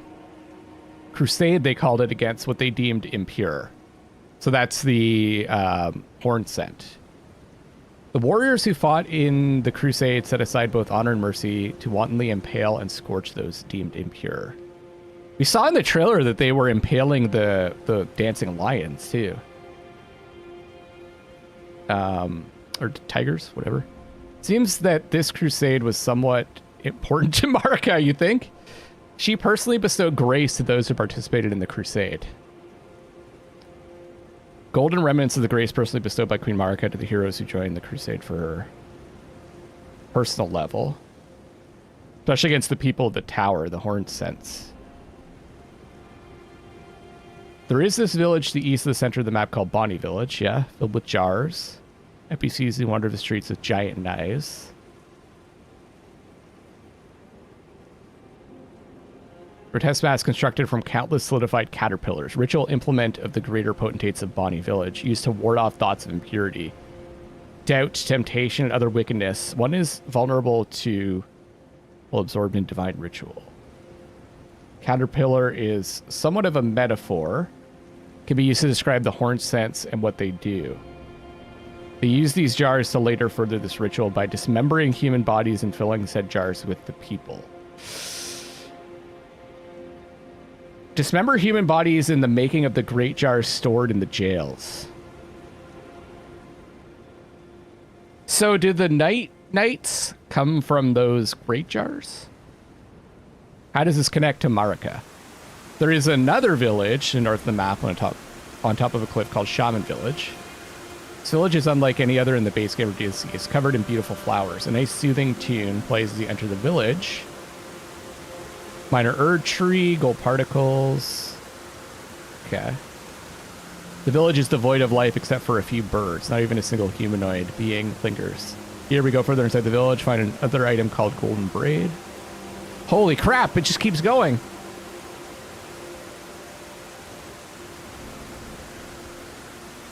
We saw that before. What was her prayer, her wish, her confession? There's no one left to answer, and Marika never returned home again. How do we know the people living inside the village, the shamans, were her people? How do we know the people slaughtered in the Bunny Village by Hornscent were shamans? Yeah, there was... Ah, there you go. To the end of Bunny Village, there's a rundown shack, and a ghost nearby talking to the ghost reveals us all we need. For pity's sake, your place is in the jar. Nigh sainthood itself awaits you within. For shamans like you, this is your lot. For some reason, I originally read that as night sainthood, but it's nigh. Subtle difference, but an important one.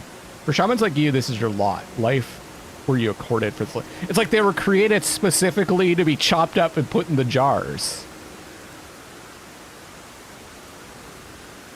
And before that, it's like they were whipped using the tooth whip. As the wounds ripen, they grow inflamed and ooze pus. The flesh of shamans was said to meld harmoniously with others. but it seems some shamans did side with Hornsent and help them in the sadistic ritual. A great jar, so this is the great jar item. A great jar which fits comfortably over the head when upturned. Attire of the shamans who perform their worship at jails. What? Increases the power of thrown pots and also... I don't think I got this. Or maybe I didn't read it. Maybe I read it earlier and it didn't really stick. They offer their prayers to the innards of the great jars, such that they might be reborn one day into sainthood. Oh, there you go. As you guys were saying, they're trying to create a saint. This is the cycle of death and rebirth taken into the hands of mortal men. So the shamans that sided with Hornsent tried to create this cycle of rebirth. Their means were horrible, and surely not everyone was in agreement with this. Another dialogue shows us that. Oh, please, not the jar or anything but that. I promise I won't ever do it again. I swear, a living saint I'll surely be. Please, you must forgive me. Forgive me, please. What was the point of the ritual? And what did they aspire to become? Hornsent view the crucible as sacred for the refinement wrought through its evolutionary gifts, most prominently their tangled horns. So the shamans tried to mimic the effects of the crucible, wanting to have an aspect of it with them, such as horns and wings. You might ask, why would they want such a thing? Because in the times these deeds were done, having such aspects on your body was a showing of status. Horns are sublime artifacts to the Hornsent, and their presence confirms the belief that they are a chosen people. Only the repeated sprouting of fresh horns can create a tangled horn, which is viewed as an irrefutable symbol of primacy. Wow, this is there's so much here. All have changed when Marika rose to godhood, advancing the lands between and its people with order. And as the civilization advanced, such aspects were deemed impure. The Crucible Scale Talisman says, a vestige of the Crucible of primordial life. Born partially of de-evolution. It was considered a signifier of the divine in ancient times, but is now increasingly disdained as an impurity as civilization has advanced. It's interesting that the Shadow Realm is like... It's so steeped in the past, but we're experiencing it in the present. And what's happened in the lands between has had such a big impact on it that a lot of that past has been erased. Marika wanted revenge. Okay. You might ask, how is this all connected to Messmer? What role does he play in this mess? Surging Frenzied Flame. Item description reads, spirits are eternal, and yet Frenzied Flame melts them away regardless. No wonder the Hornsent forbid the flame's use. And the Frenzied Flame seems to reside only like way down in the abyss area. I know, Jake. I'm trying to figure that out. We're reading about Messmer now, because I don't really... Like, I understand that Marika sent him, that he's a child of Marika. But, like, I don't understand, like, the deeper implications of his character. The spirits are eternal, and yet Frenzied Flame melts them away regardless, because Frenzied Flame just melts everything, right? At the start of this write-up, I talked about the Curse of Gaius. Now it's time to talk about Messmer Curse. So Remembrance of the Impaler reads, a malevolent snake writhed within Messmer. And so his very mother plucked out his eye and put it in its place a seal of grace. And having done so, her fear compelled her to secret away her child within the realm of shadow. We come across the thorns that block our passage in the DLC, similar to the impenetrable thorns at the entrance of the Erdtree in the base game. To burn the thorns, we again need kindling, and the kindling comes in the form of Messmer's flames. Messmer's flame is unique. The serpent writhing inside him is unique. The fire is kindling similar to Malena. Oh! Was it you, Jake, that pointed this out? Someone pointed out in the comment section that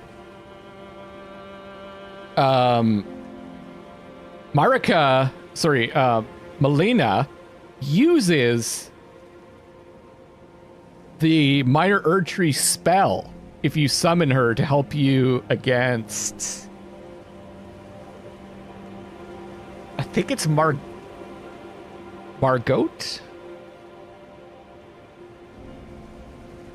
I can't remember who it is. So people were really... I think they were implying that Melina is some aspect of Marika.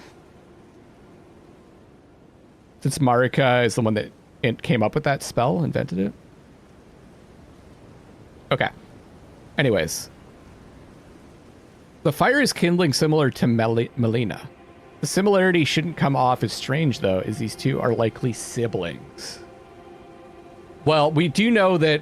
Well, it was implied before, like I always thought Melina was Marika's child. I mean, she almost directly says it, but it was always a little bit confusing whether she was some aspect of her or a child. But I guess a child is an aspect of someone, right? Messmer's kindling item description reads, the kindling that burned inside Messmer the Impaler, a dark thing, eaten away at by a wicked serpent. Burns the sealing tree said to be found at the old Rao ruins. Messmer, much like his younger sister, bore a vision of fire. There you go. Yeah, okay. You think the Dung Eater is somehow promoting the primal aspects of the Crucible? He's furthering the Omen curse, right? I don't know much about the Dung Eater, Jake. I'm anxious to learn more. That's one aspect of Elden Ring I know very little about. But yeah, he's wearing the armor, an armor with Omen horns, but they're cut off, right? Like they are in the lands between. They're not allowed to grow because it's a symbol of impurity, and the Omen are like locked away underneath the capital. Okay. We just got the Serpent Crest shield, right? I finally made red shield featuring engraving of a winged serpent. Wait, where was I?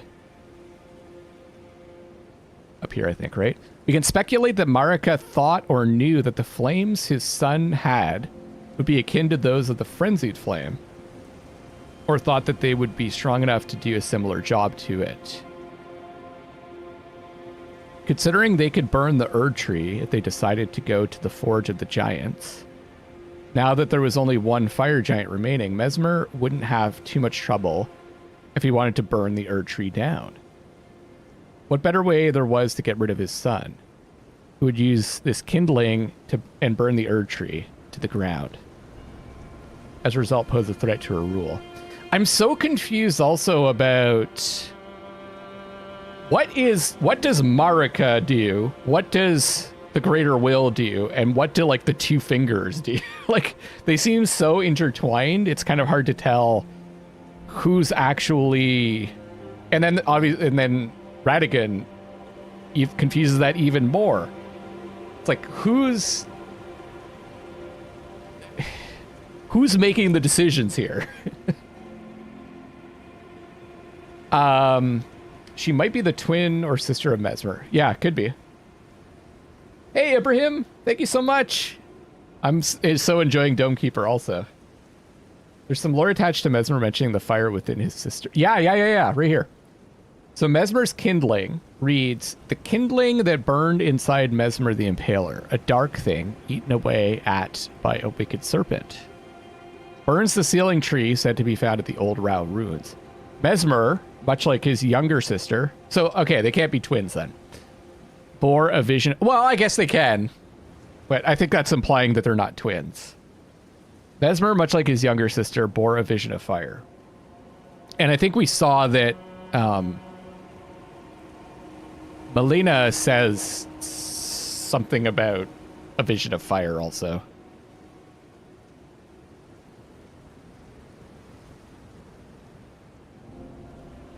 She burns the Erdtree and he burns the scatter tree. Well, no, he burns... His kindling is to burn the sealing tree that lets you get to the Gate of Divinity.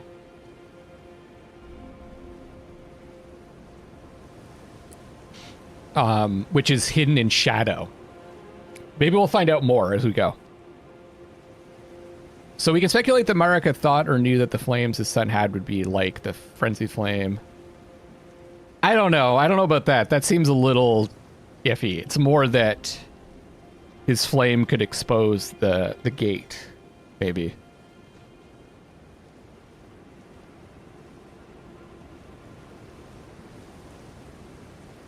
We need her to burn the seal to get to the Erdtree version of the gate. Okay, that's a good point. Okay, like, is the divine gateway, what is it a gateway to? So if the divine gateway in the Shadow Realm is like a gateway to the lands between, which is like a level, like you could think of it as like a plane of existence above the Shadow Realm. It's like the Shadow Realm is the land of spirits. The lands between is the land of the living. Is there a land above that's like a heaven? Like, we see where we end up when we go into the Erdtree, but what is that exactly? I'm not really sure. But yeah. What better way there was to get rid of his son, who could use this kindling and burn the Erdtree to the ground, as a result pose a threat to her rule. Have her revenge at the same time. She would get rid of two problems at once. It does seem like it could be another plane, yeah. And I'll talk more about that when we get to that in the base game, I guess. It seems, yeah, there's some speculation about what that final room is showing. Okay. Yeah, so she was afraid her son would burn down the Erdtree.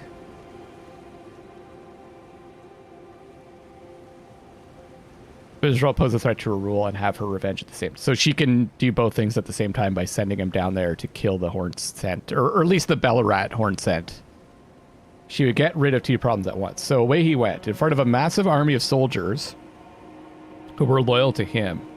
His departing most likely was celebrated kind of like how you would celebrate or cheer for the soldiers going away for the Crusades in the old days. Then the Serpent Crest Shield says, a finely made red shield featuring an engraving of a winged serpent excels at guarding against fire, said to have been made to commemorate the beginnings of the Crusade started by Messmer, son of Marika. Seems that his departing was celebrated. Yeah, glory and victory. Its army didn't only consist of lowborns, there were people who joined it from the upper class of lands between as well. Even a Carian princess, Rolanda, gave up her birthright and followed Messmer. The remembrance of the Twin Moon Night item description reads, once a Carian princess, Rolanda disavowed her birthright, chose to stand at Messmer's side instead, knowing full well that not even the brilliance of the moon could grant him succor. Before long, she became known as the Sword of Messmer. Seems Messmer had similarities with these knights. Fire Knight Helm says, each and every knight hailed from a renowned family of the Erdtree's upper echelons, but were shunned and chased from their homes after pledging allegiance to Messmer as their master. Messmer truly had a good relationship with these knights, almost to the point of being good friends with them, as they knew of his curse. Now, there's a lot of implications that Marika is involved with the death of Godwyn, too. Because he maybe wanted to... he was getting too much power and maybe wanted to supplant her. This is kind of like... This seems kind of similar.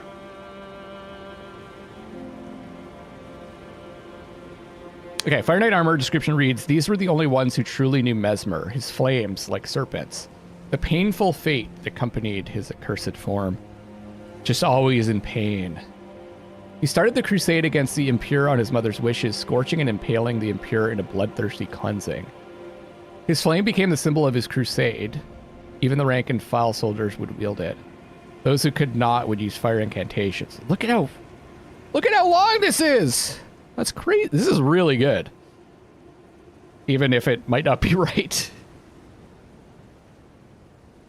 There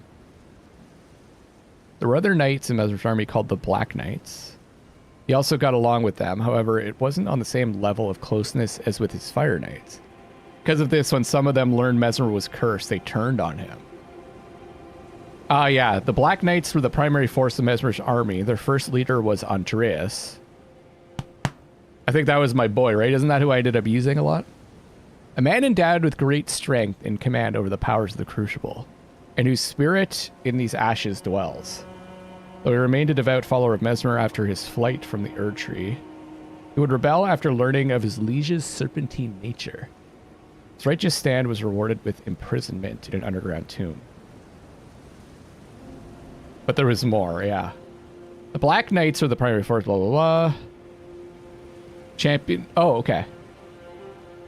Second to their first knight commander was Hugh, a man with agile command of both twin blade techniques and the powers of the Crucible, and whose spirit in these ashes dwell, though a champion of the Divine Beast Hunt. So I think the Divine Beast Hunt is related to the Crusade, right? Like they both happened at the same time. We saw the Divine Beasts getting skewered in that trailer. He followed his father, Andreas, into rebellion against Messmer, and like his father, he too was imprisoned in an underground tomb. Messmer mourned the loss of a brother in arms. I don't quite understand the nature of Messmer's curse. He's just part snake. Well, and he has this dark flame within him as well. That's like his part of his curse. Was he cursed by someone, or is it more of a rot situation where Millennia was just born with it? I don't think Marika was supposed to have all these children. Like, I don't know, like, I presume that she made some kind of deal with the greater will. I don't know how that interaction works. But by ascending to godhood, she was like, she's hand in hand with the greater will, right? All right, Mal.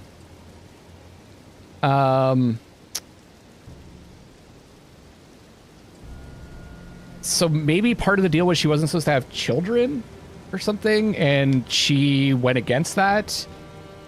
And they ended up all being born with these curses. I think they're just born with it, Jake. It kind of like there's this sense of like an original sin. And I still don't really know what it is. Maybe that's why all her kids are cursed. And also, the other thing to consider, Jake, is like, who's calling it a curse? It's like the Golden Order and Marika. They're calling it a curse. They're just... Everyone is cursed to a certain degree, right? It's just whether or not people see it as a curse in the world that actually makes it a curse. They're just different, right? Like even the Scarlet Rot, we think of like rot as like a bad thing, but it's represented in the Lands Between as a different form of creating life, right? Like it rots it rots existing life down, or like dead life, and then new life sprouts up. It's kind of like we see like conglomerations of different life forms coming together. Like there's like those dino dogs and stuff like that in Caelid. That's why it's implied that Radagon is Messmer's father, because being birthed from the same being caused the curse, like Michael Melanie. That's true too. That's true too, Elsbeta. That could be what's causing the curse. Is it's like a single person birthing someone. I don't know. You could think back to like the idea is it could be kind of like an extreme form of like an incestuous child almost. Maybe they're exploring that idea. Your guess is as good as mine.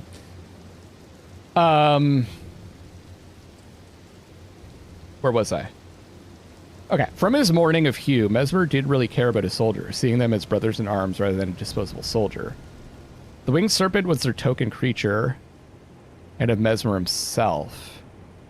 Winged serpent helm. Item description reads, Helm of Kood, captain of the Fire Knights. A winged serpent perches atop it. Enhances Fire Knight skills.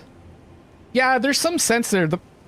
Anytime I come up with an idea, though, it's just so hard to remember all of the things that I've learned and read. It's just, I'm never really convinced because I'm always missing little pieces. The winged serpent is the token creature of Messmer's military forces. It's a wise friend which keeps the base serpent at bay. Okay. So the winged serpent keeps the base serpent at bay and holds its power in check. It's Jake, it's so absurd, the scale of it, I know. And the interesting thing about it is you could play through Elden Ring, like I did the first time, have a great time, and just, like, be completely lost as to what the story is. Because the history is so deep. And it's everything from, like, just how the architecture looks. You have to put all those things together. You can kind of see, okay, this is, like, from this period of time because the architecture looks this way. This is from a future period of time because the architecture looks different. And this people built this. You know, it's like, oh, it's overwhelming. But I also wonder if maybe we read too much into it. But also I wonder, is that a bad thing? Because it's fun. It's fun to speculate and try to figure out, find your own meanings, or find out what FromSoft means by all this stuff, right? Okay. So there's two types of serpents. I didn't really consider that. Winged and base serpent in a constant circle.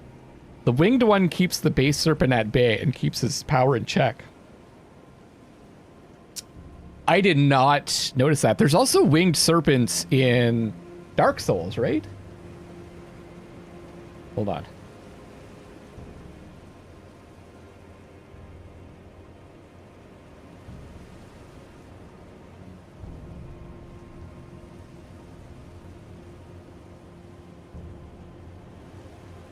Yeah, there was like this stuff.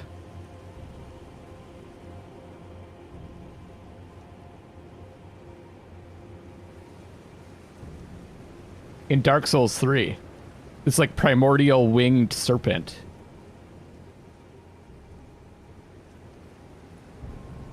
So it's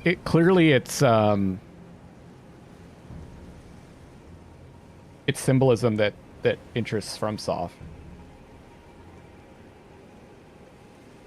Okay. Many people hated Messmer for what he had done, especially the Hornset. They cursed Messmer, his family, and his mother, Queen Marika.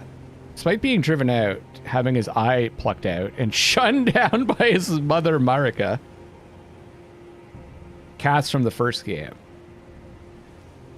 Were they winged? Oh, right. Yeah. I think I know what you're talking about. Yeah. Messmer still took the blame for the deed he has done on the orders of Marika. He didn't really like what he had done.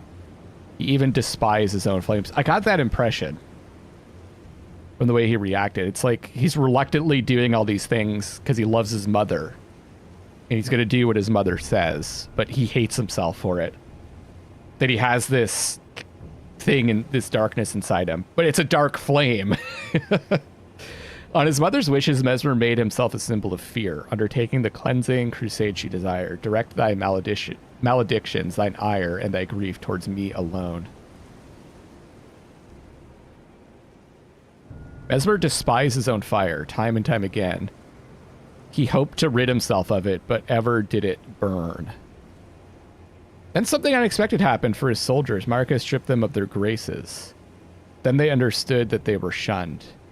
The Erdtree priest, to keep the soldiers brave, invented the Iris of Grace, something that would mimic the Grace's effect, if only briefly. Yeah, I got you. That's the primordial snakes, right? There was Frampt and Kath, if I remember correctly. Awesome names. So the Iris of Grace says, place on the eye of another to grant them the light of grace as a fleeing blessing. So it's like a fake grace? It can also be used to receive the blessing of an equipped great rune. In the realm of shadow, this artifice was employed by the priests of the Erdtree to quell the fears of their flock. A magnificent effect, but it was a trick, almost. The soldiers or non-soldiers who followed Messmer did not believe this. One ghost we meet in the DLC certainly doesn't believe that Marika would abandon her son. No such thing is utterly inconceivable. We have not been abandoned. Messmer is the son of Queen Marika. Her grace would never abandon her own flesh and blood. Never convinced they were actually different beings, though. I don't think so either, from what I could tell. They just have different goals. One wants the current age to continue. And is it Frampt? One wants to usher in the age of darkness, which is like the age of the undead, right? Or humanity, and the age of the gods. It's kind of repeated here. I would say, like, if you go for the ending that I'm going for, that's almost like the Age of Darkness in Dark Souls. You might still be wondering why he attacks us. Okay, so it says, at this point, Messmer accepted his fate. He would be cursed forever. You might still be wondering why he attacks us, since he isn't tainted with the madness of a great rune. Good point. Since he doesn't possess any, that might be the doing of Mikola. Okay. In an unused dialogue found within the game's files, we find he has one additional dialogue in the first cutscene of this boss fight. Must be noted this is not canon. Yeah. Mongrel intruder, Mikola spoke of thee. Thou art tarnished, it seemeth. Mother, wouldst thou truly lordship sanction, and one so bereft of light? And my purpose standeth unchanged. Those stripped of the grace of gold shall all meet death in the embrace of Messmer's flame. Okay. I'm still confused at what grace actually, like, what does grace give someone? I know there's guidance of grace, which gives you a path to follow to become Elden Lord. But I always thought it also allowed you to keep coming back to life after you die. Yeah. But there seems to be some controversy about that. Because we know that after the shattering, grace was stripped from the demigods. And when you kill a demigod, they die for good. But that also could be because the rune of death has been reintroduced into the world, right? Or destined death. And it could be that destined death is if it's in the world, that means the demigods can die, right? It's not locked away anymore. And I'm still not sure what destined death means, whether it's like all death, if it's permanent death, if it's natural death. So it's like, oh yeah, and the Tarnished, once they die in like that outside the lands between, they go through the fog, which represents like them going to a new world or new plane of existence, right? Ending up in the lands between, and grace is restored to them because it was taken away when they were sent to fight the wars with Godfrey. Yeah. So complicated. Okay, we fight him in the middle of the fight. He is beaten, panting. He looks at the statue of his mother, Queen Marika, holding in her arms a baby symbolizing Messmer. He apologizes to her mother. He plucks out the seal of grace placed inside his eye socket by Marika and breaks it, letting the base serpent loose. His final words for the first time ever was a curse towards his own mother. Messmer suffered a lot in his long and agony-filled life. It's sad, but also it's like This is a fucked up individual. He had to hide away his curse. He was leading a crusade against others who were similar to him, those who had afflictions. He had to withstand against the hate and persecution of others just because he followed his mother's orders. And even when shunned and abandoned, he took the blame on himself. Couldn't even bring himself to let others let his mother responsible for what happened. It's a little bit of a typo there. Well, she drove him away to forever stay in a realm away from his home. I often wondered if she had like promised that he would return at some point. Oh, there's a post on Mikola as well. Okay, that's cool. That really added a lot. I'm glad we I looked that up. Let's see if we can find the next painting, and it'll lead us to maybe some other things to read. But I'm curious to know what you all think about that. The Sacred Tower painting.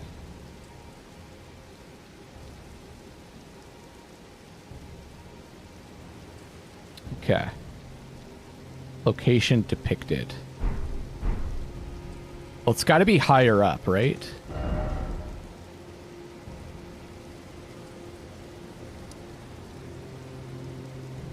Let's go to here. I have a feeling this is not where it is, though. It's probably earlier on.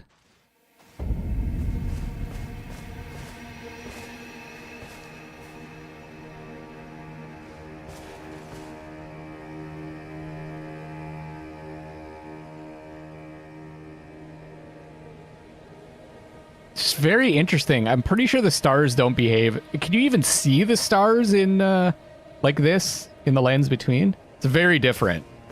It looks to me. Okay.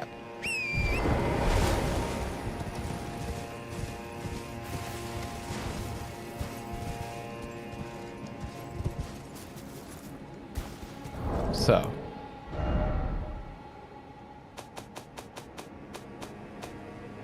Hey, Nick, what's up? I was hoping you'd be able to make it.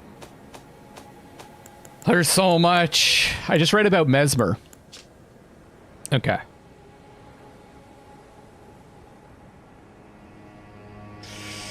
It's definitely from a lower angle than this. I'd say it's probably more like over here somewhere.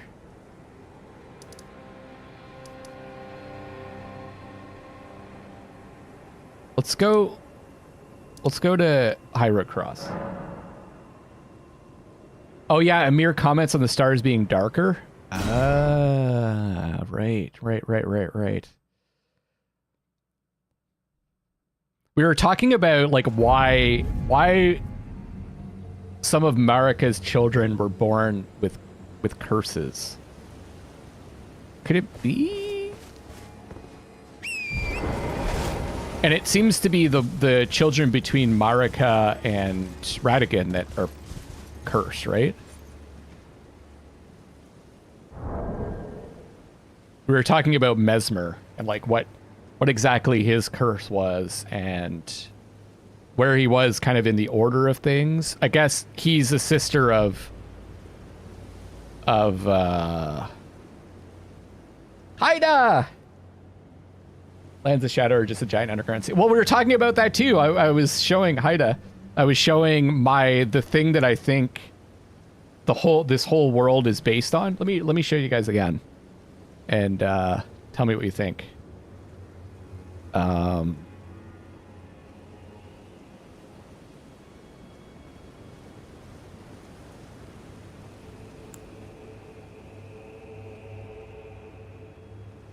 So this is like an old model of how people saw the world. I think it's like a Hebrew conception of the cosmos. It's all, yeah, full spoilers. You guys can talk about whatever you want. So I think the lands between is supposed to be Earth, right? Sheol is like the shadow realm. It's not like a hell. It's just like a spirit realm, or like if you want to think of it as like a layer underneath, but it's like underground as well. And then we've got the Great Deep, which is the abyss, which I think might be where the finger mother is when you fight her. And as you can see, there's fountains that go up to the earth or lands between. Those could be like, you know, those fallopian tubes you see when you're fighting the finger mother. Those could be like the channels where they can birth fingers into the world. The hands or whatever. And then, so the idea is like the moon and the stars are, I think it's supposed to be like a sea. And then there's an upper sea as well. Water's above firmament. And there's another like layer above, which I would say could represent where the Elden Beast is.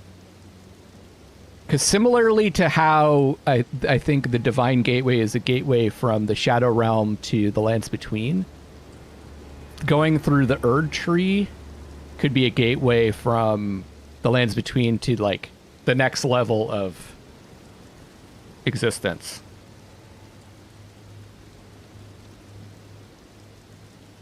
You think those tubes in the roof of the meter boss room goes in the bottom? I have no idea. Pillars in the... Some people... So, you know, there's basically those golden pillars you see when you're fighting against the Elden Beast. I read a few theories. Some people were saying those represent the other worlds that people are playing in. So the Erdtrees in those other worlds. Or it could represent other planets where the Greater Will has established itself. Or like other universes, if you'd like. Like the idea is it's like this, the Greater Will is this like invasive species sending its like seeds all across the universe through these meteors. And that could represent those other planets that they've landed on. So I think probably FromSoft based their design a little bit on this. So, and my theory, and it's other people's theory, is that the Lands Between actually exists.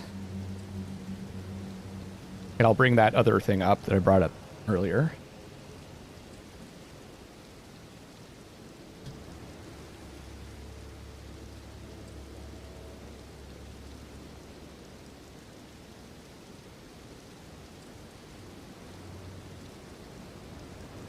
So this is an outline of the Shadow Realm in the center of the Lands Between. Because the, the suppressing pillar says, this is the center of the Lands Between. Like, literally says it. So I think possibly the Shadow Realm exists here, but it's under the water and then maybe under land, hidden. It could be an illusion. I don't know, but there seems to be a lot that supports this idea that it exists in the center of the Lands Between. Okay.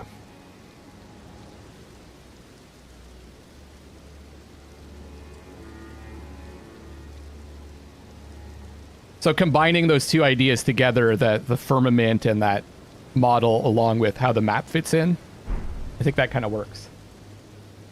Nick is saying, my guess is that since the children of Marika are born of a single god, yeah, it's kind of like having only one set of genes, the outer gods are able to fill in that gap. Ah, yeah, that's cool. So which outer god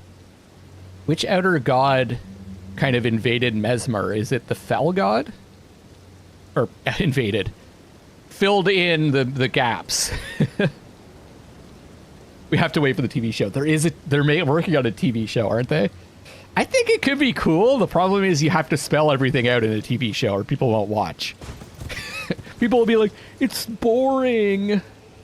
Nothing's happening. Kaija says, that would be great. It's like in Bloodborne where all the planes, dreams, nightmares are stacked on each other and you can sometimes see them. So that model of the Earth and the cosmos and all that stuff is what led to the idea that there's several spheres, like celestial spheres, And like the stars are on one sphere and the moon's on another and the sun's on another, all around Earth. So yeah, it's kind of the same concept. So what I'm doing now is I'm trying to find these paintings.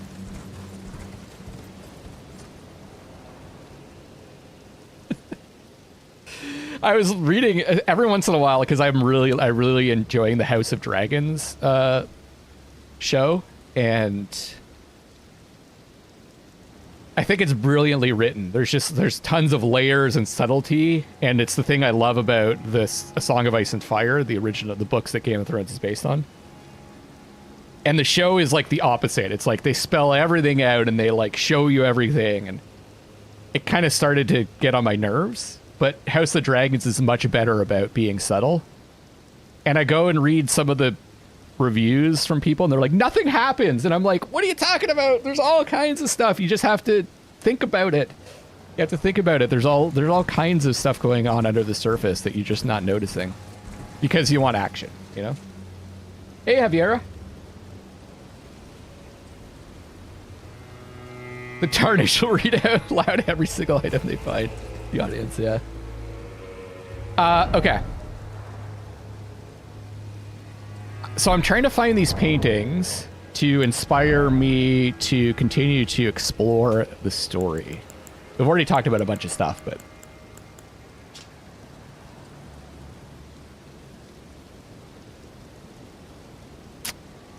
Okay. You know what? I'm gonna take a screenshot of this.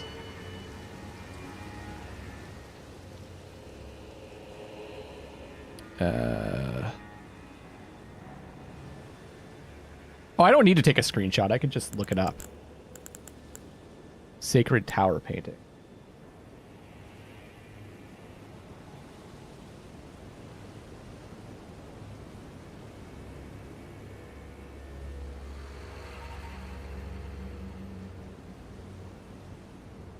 Just keep it on the side here.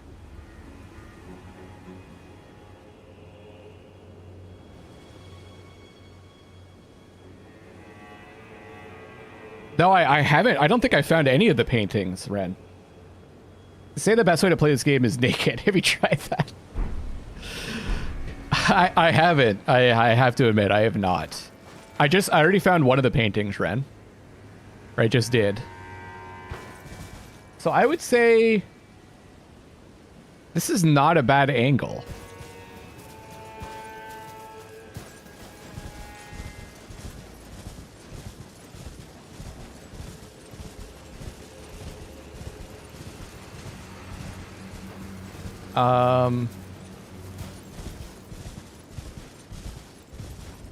In fact,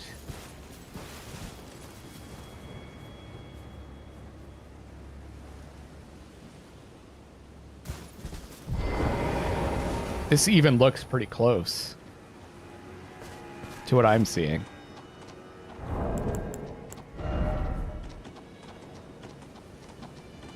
Oh, the paintings themselves. I've only found 3. How many are there?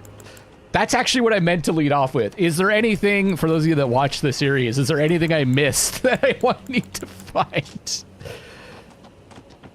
that I should go check out? I only found 3 paintings, so if there's more, then no. Didn't find them all. It looks like it's...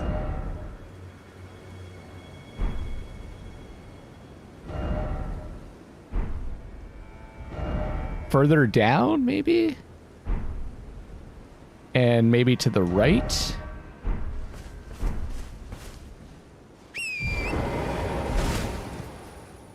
Maybe it's this way.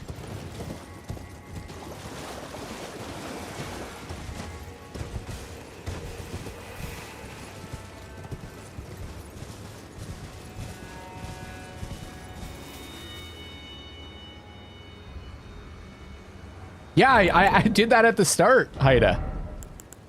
I didn't realize that I could speak to Yolan. And then Ren told me, gave me some hints on what to do. That's really neat. I was wondering what how the puppet was going to play into things. Because it didn't seem like there was any point to the puppet aside from maybe like story things that you had to figure out on your own. But, yeah, there is more. There's only 3, okay.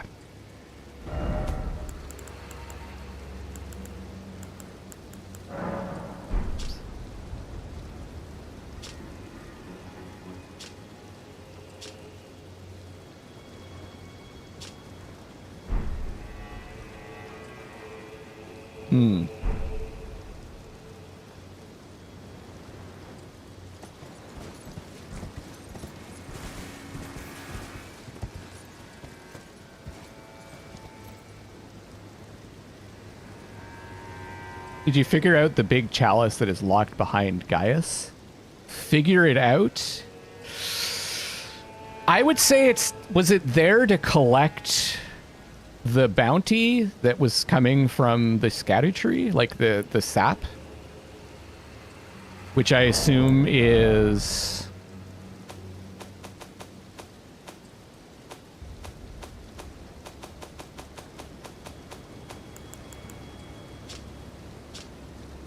like, it's just like described here. It was once thought that the blessed sap of the Erdtree would drip from its boughs forever.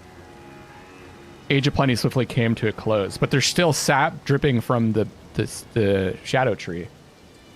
So I was thinking maybe it was to collect that.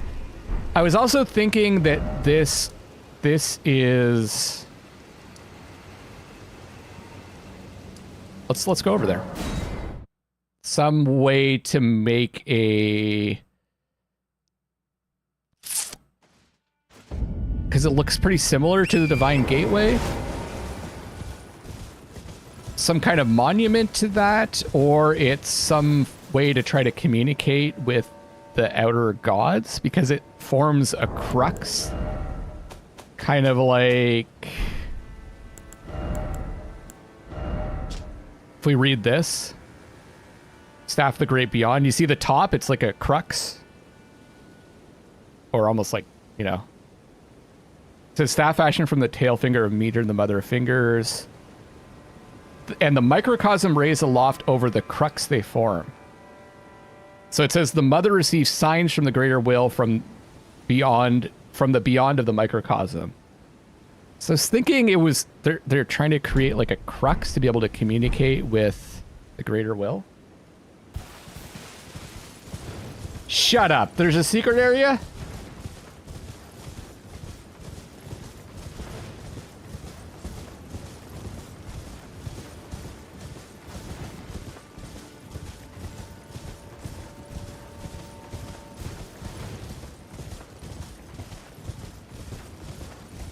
Yeah, there's no secret area.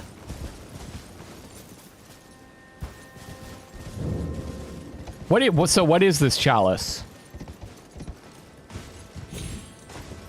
Because it's definitely empty.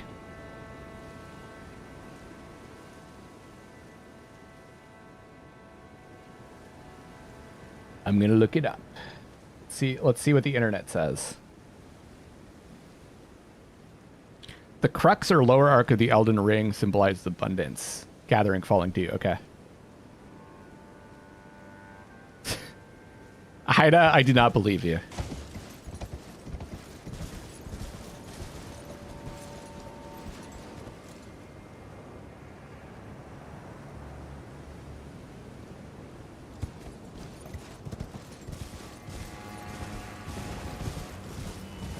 I'm not falling for it. Not falling for it. Nope. Nope. No, there isn't.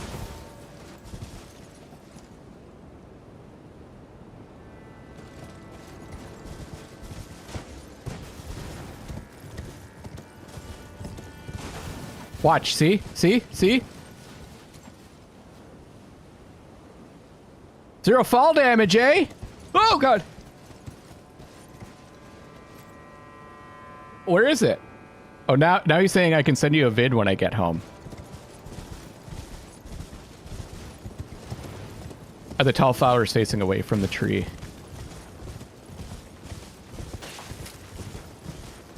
They are. They are.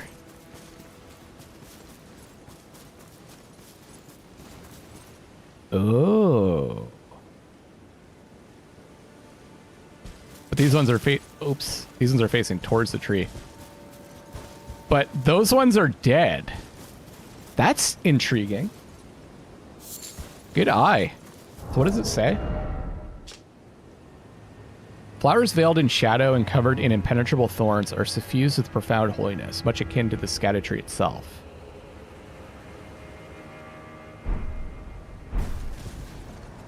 These ones are husks. Like they're ash. Yeah. I'm gonna guess it collected dew for like ceremonies or something. But also, does this kind of... I mean, it's clearly a Lord vessel. Come on.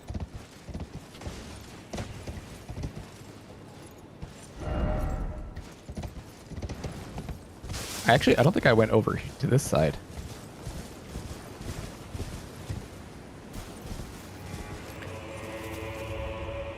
Are they growing? Yeah, they're like... They're not facing a consistent direction, are they? Because these ones are growing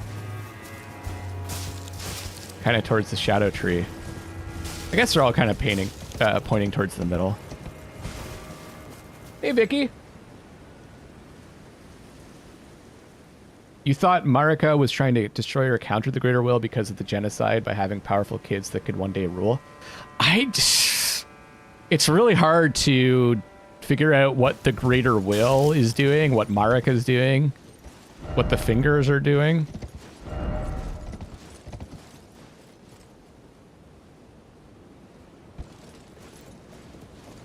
It kind of makes sense that the straight part of the tree is the literal shadow of the Erdtree used to bestow blessings. Yeah, I like that. I like that idea.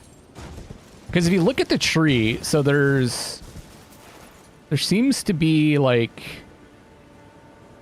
similar to how the Erdtree has gold in it's surrounded by gold. So there's like the actual intact tree, and then there's this illusory gold around it, right?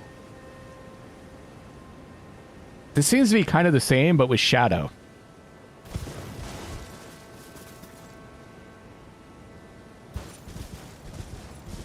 And your idea was that the one part of this tree is...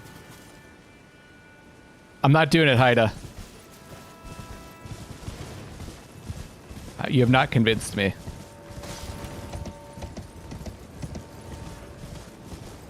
I think you're just trying to get me to jump to my death. Not gonna happen. I felt she hid Messmer there to realize its potential to burn the Erdtree. Well, I just read this whole thing about it, Vicky, and the person that I read on Reddit was saying that I think that what he was saying is that Marika was afraid that Messmer would burn the Erdtree. Plus, she wanted to get revenge on the Horn Scent. So that's why he was sent here.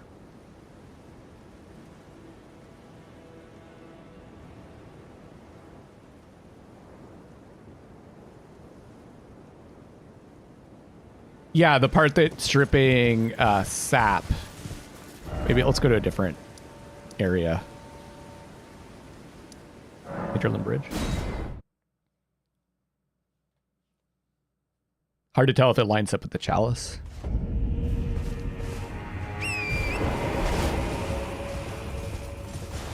Yeah, like that part there.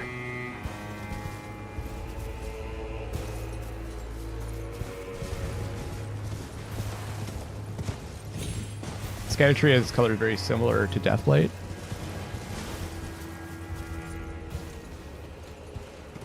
See, like this could almost be like a shadow illusion on the right side.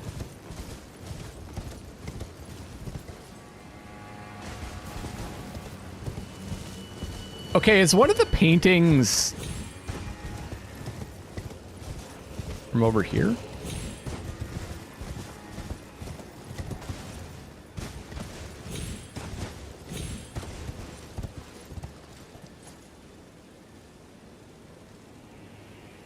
Yeah, it's hard to really figure this all out. Yeah, the sap, I think... Well, looks like there's some running down here.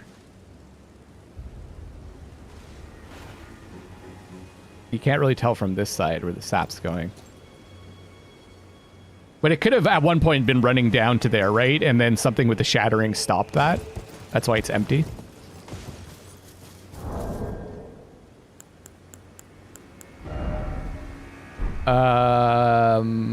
Let's check it from this side.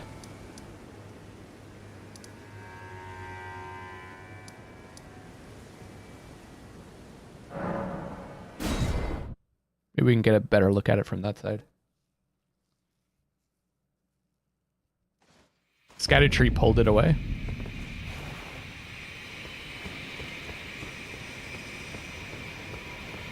Oh, you can't really, eh? Probably have to go over here. No, that's down below.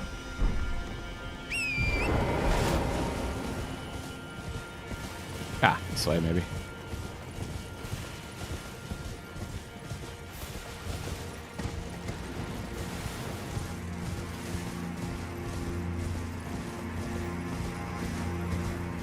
If you fight Fortis Axioles Black Gold Mist, you think it's connected to Deathroot? Well, but also remember what the Elden Beast looks like, Haida?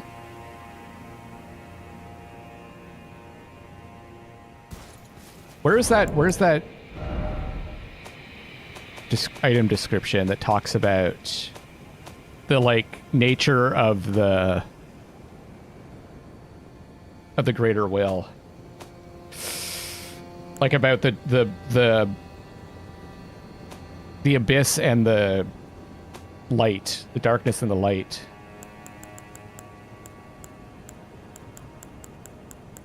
We got it in this DLC, right? Is it a weapon?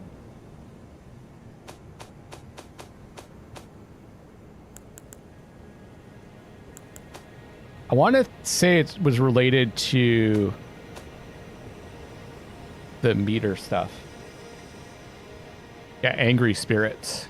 Fuck, where was that, man? It's so hard to remember.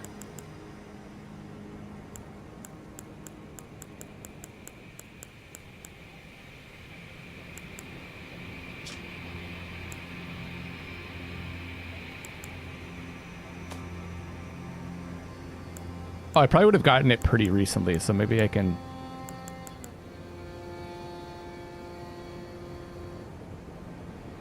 It's not that.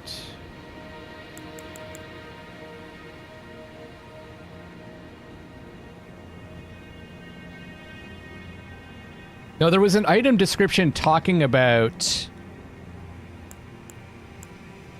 the, like, something about the black and the gold, or the light and the darkness of the greater will.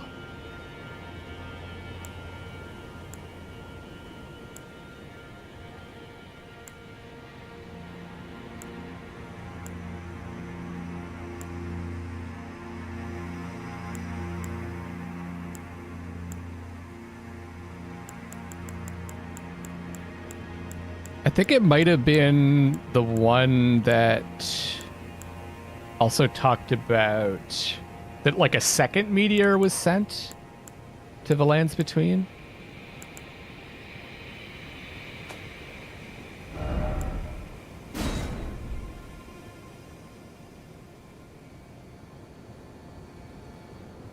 It's the microcosm spell. Okay, thanks.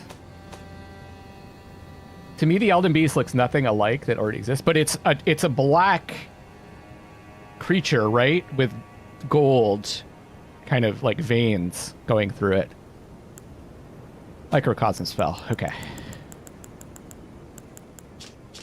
Okay, here we go. If this is the one I was thinking of. Conjures an image of a microcosm at a foe's feet that pulses with a single wave before disappearing in a burst. No, this isn't it.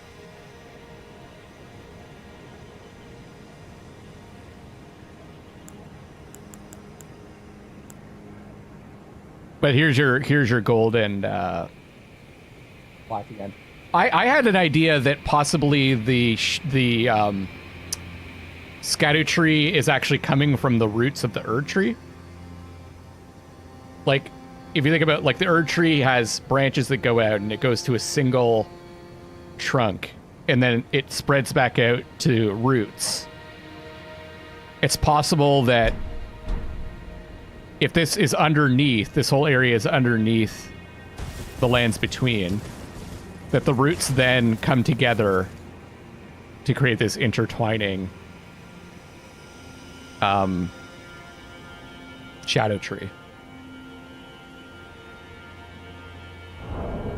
To me, it has colors of cosmos, not black and gold, but black and space. You mean the Elden Beast? Let me take a look at it. I haven't looked at the Elden Beast in a while.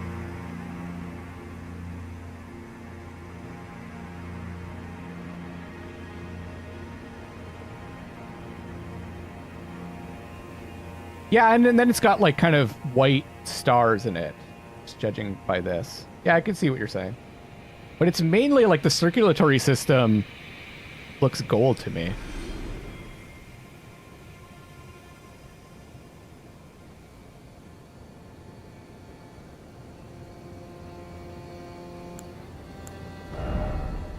Land of Shadow. Is there a land of shadow incantation? I don't remember that.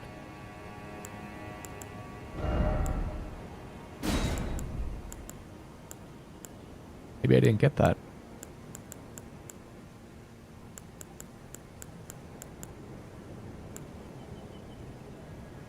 All right, bye, Haida. We could talk more when I finish the game and I do another stream to wrap up the whole series.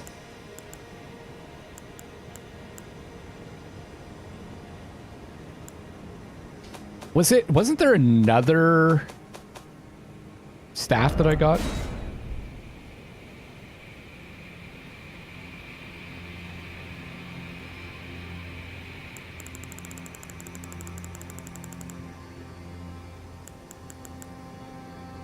Remembrance incantation from beating the scout tree. Oh, okay.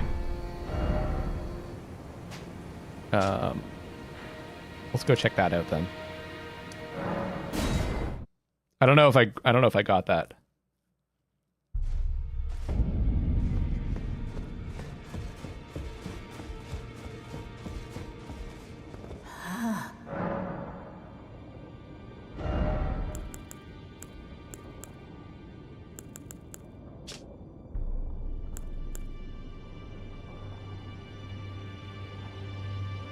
Okay, so it says, the power of its namesake can be unlocked, blah, blah, blah. The scattered tree is the shadow of the Erdtree, born of dark notions that bear no sense of order, that twist and bend its stalk, rendering it brittle. The blossom. Head of a monstrous shadow sunflower manifestation of the scattered tree. Then again, it might just be a flower. It might be just a flower, wielded as a weapon. Much like the scatter tree itself in appearance, the second stalk winds tightly around the first, almost as if in a tender embrace. Alright, yeah. But there was something else. It literally mentioned the greater will, I feel like. This incantation channels the force of the scatter tree's power, and its gold is accompanied by shadow. Oh, Amir's hat. Okay. Now go for the door. Thank you.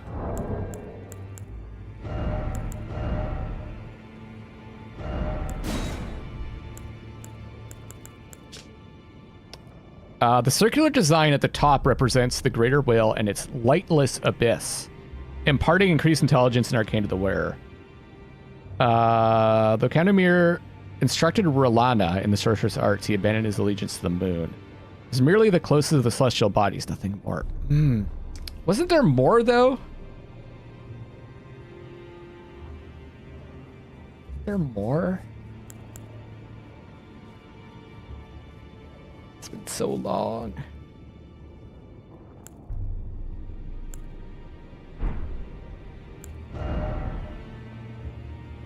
Oh, right. Also, there was another... Wasn't there another arm? Oh, I didn't get this stuff. Oh, yeah. There's... You can change the Emir's armor, right?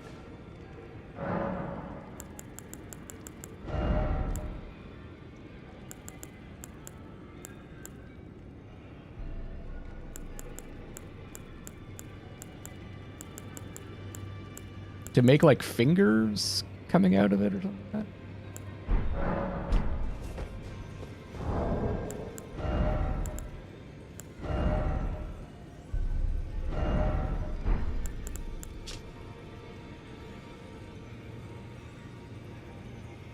Conceals the abundance of squirming beneath. Gold embroidery decorates the purple cloth with a jeweled ruff. It sparkles like a flower wet with dew. His set changes, yeah. Finger mama. Where is that? Is it... Here we go.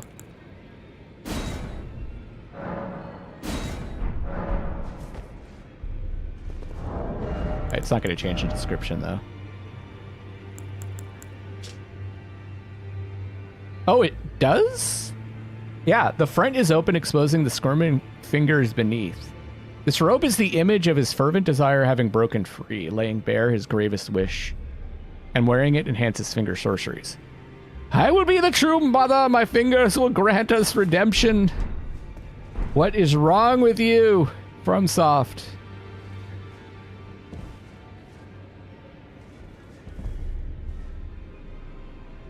Look at how fucking weird this is.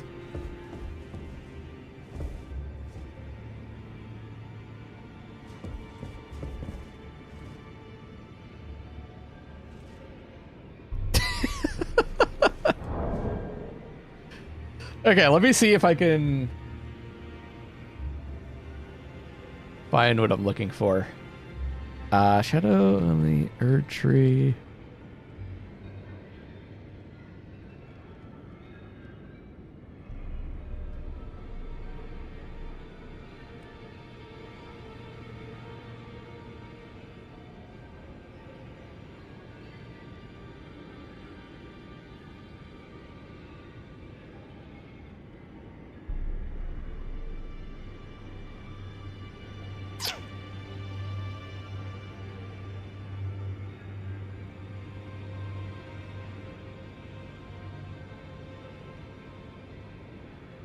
Yeah, I'm not sure if other sets change. Change the descriptions. All right, I don't know where that description is, but I could have sworn it said something like, or maybe it was the combination of a few. Something about, well, there I guess this has part of it, right? The greater will and its lightless abyss.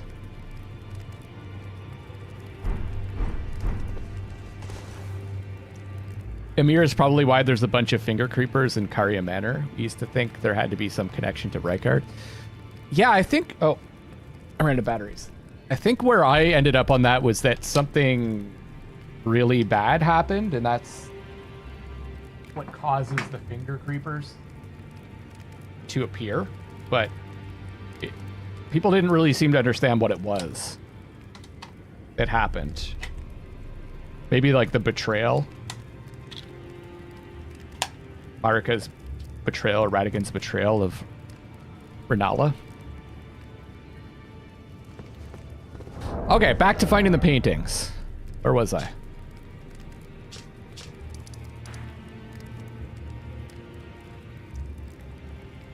I was over here. Still not sure.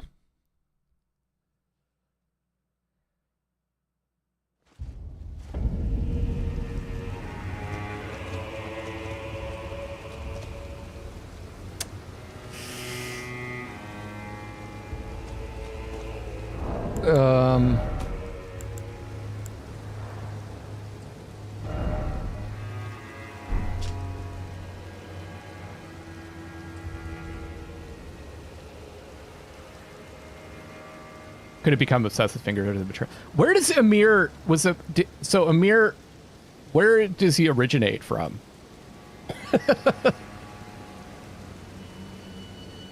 Was he always in the realm of shadow, or did he come here? It's very, very weird character.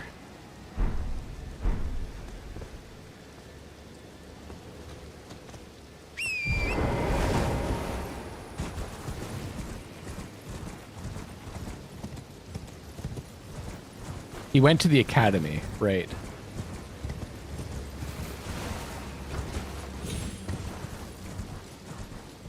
Okay.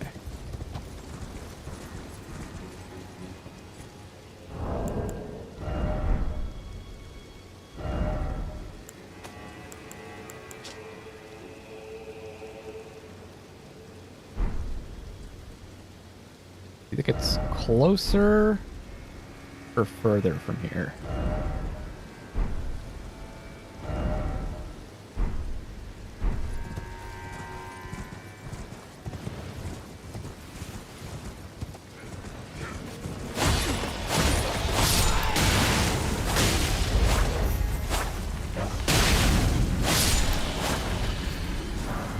Worst enemies in the game.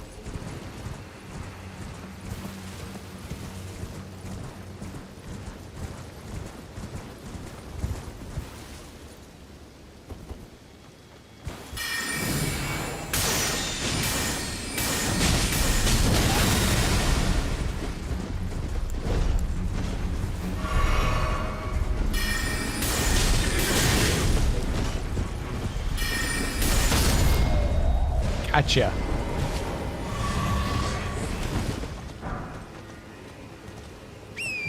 Okay.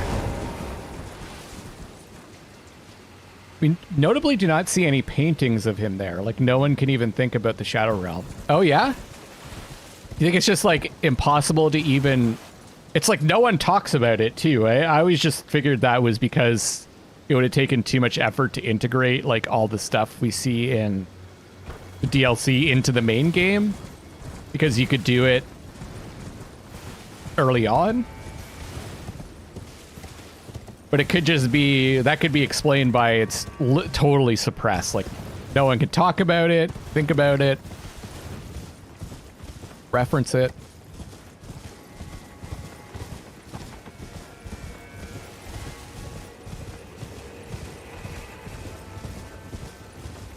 Maybe it's over here.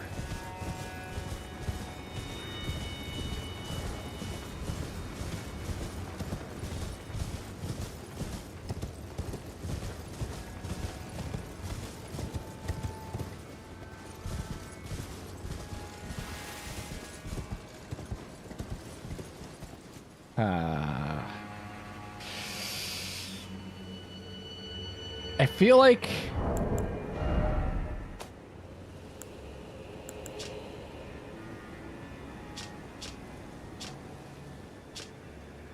it's further to the left, isn't it? Except that's because we can come back and have the guidance of grace. Works conveniently for the gameplay too. Yeah, I think it's more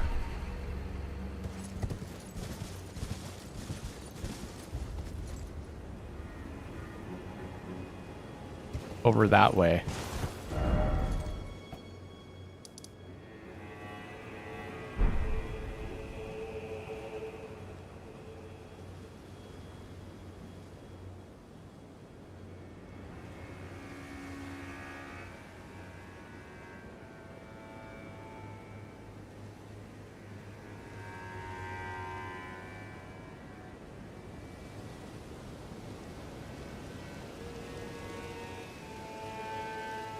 Can I get a bigger image?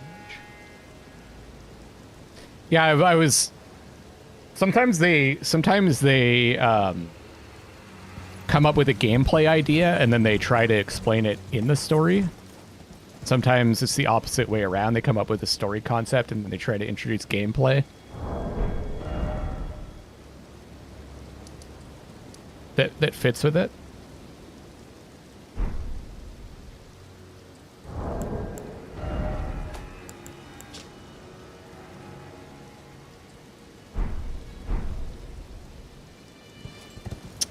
Down here?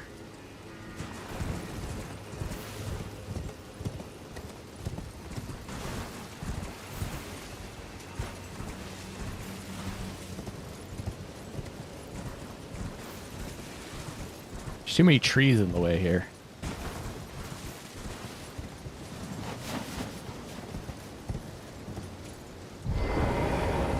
What's this?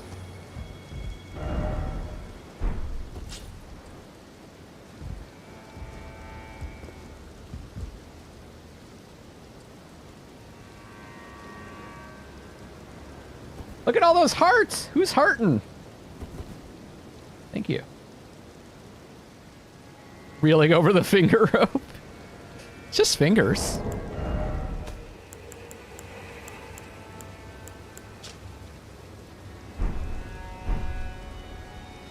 You think it's up?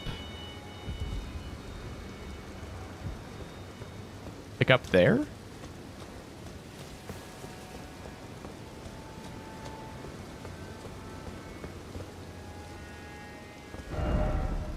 Up here, maybe? Isn't that where I just was?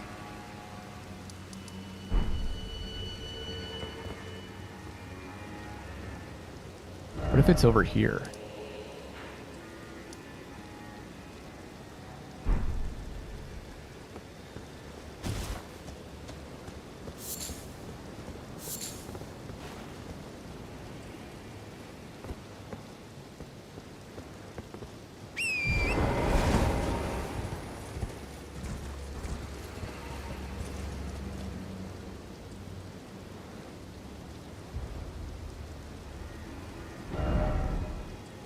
Okay, how do I get up there again?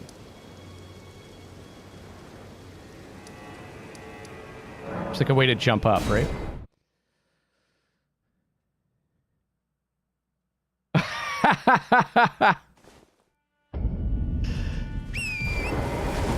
Well, now I've come over here. This is all just about exploring anyways. Finding it isn't really important.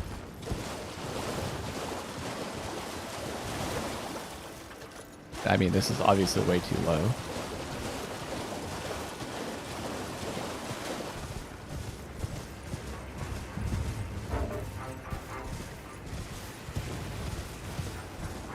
I have to go around here, right?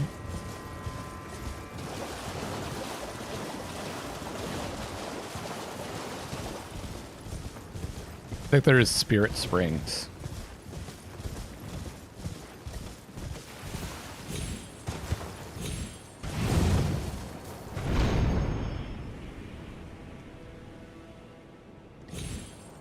What do you all think FromSoft's gonna do next? Apparently they said Elden Ring is about as big as a game they can make, so they're not gonna do anything massive next. Which I'm down with. I'd love some smaller scale games like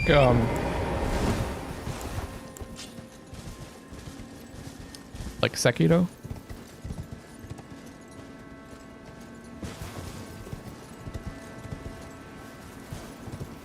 Yeah, me too.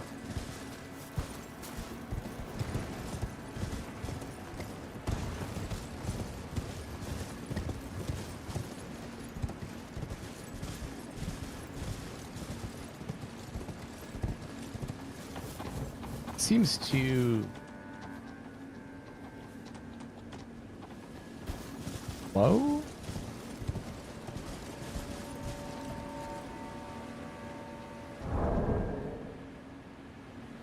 I still need to play Armored Core.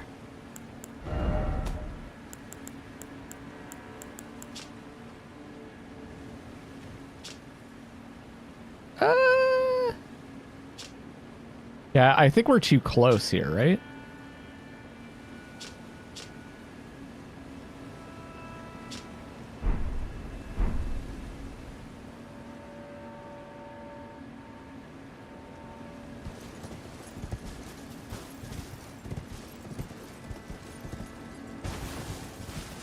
A lot of messages.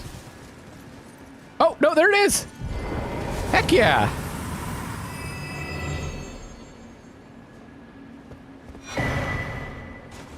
Spiral Tree Seal. Sci-fi setting without mechs. Sacred Seal of Soiled Amber, engraved with a spiral tree design. Enhances spiral incantations. The majesty of the White Tower stretching to reach the gods. Even inspired a secret faith in the invaders, the people of the Erdtree. I guess that's the faith that ends up getting drowned.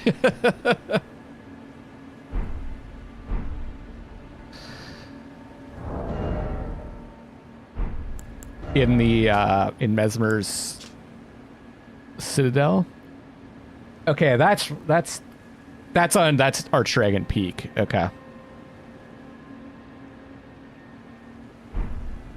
That one looks like it shouldn't be too tough to find. Jagged Peak Mountainside, maybe? I know. I want PC Bloodborne also.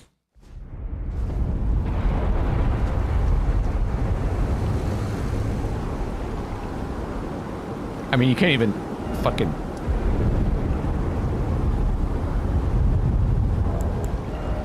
Can't even see the Erdtree.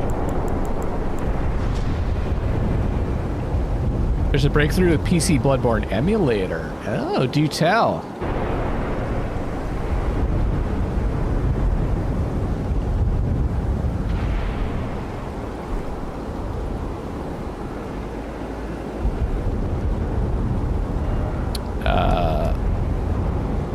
Okay.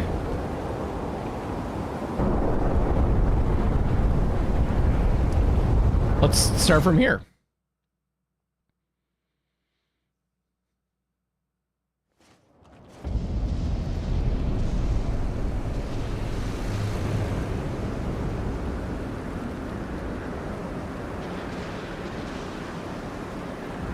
Let's rest until daytime. Maybe till morning. You can see a little better. They're able to boot up the game. I mean, you technically can play it on PC through remote play.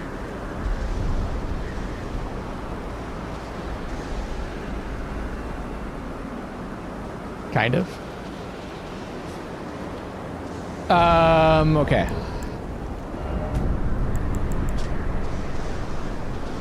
So you can see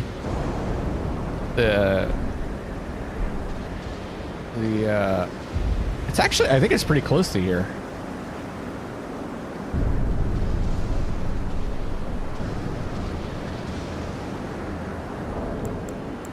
The crux. I'm getting tired. Streaming's hard, man. It's tiring. Yes. That's what I want, Ran. I want survival horror. Bonus points if you can play it in VR. Because they made Déraciné, which was kind of spooky. VR.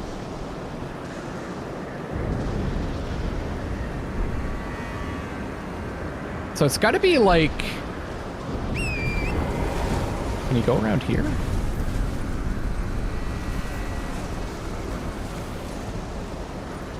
No.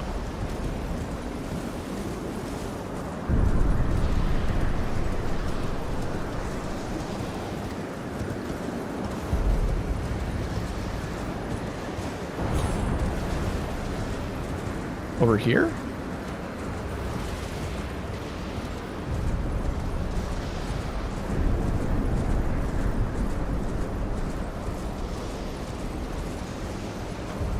Yeah.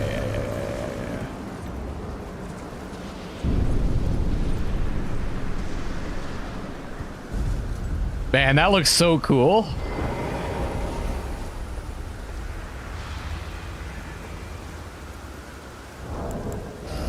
The visuals is just unreal.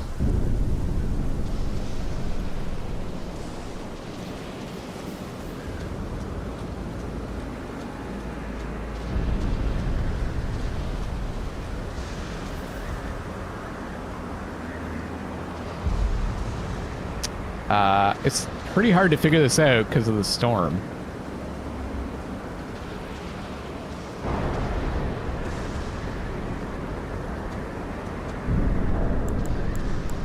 Tenchu revival?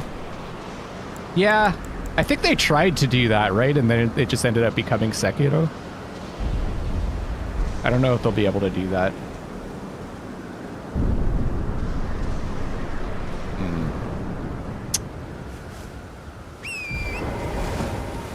What does this say?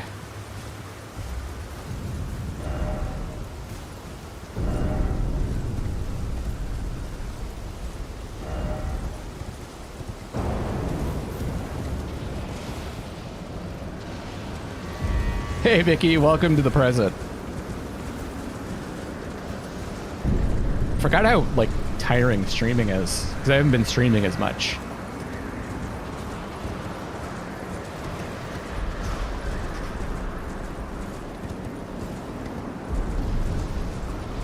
Is there another area to the left?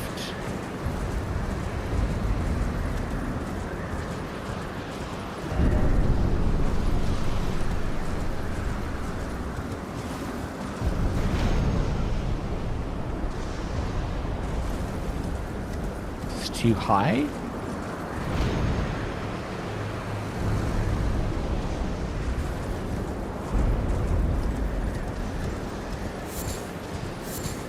I feel like now you can't see the scatter tree anymore once you get to this level.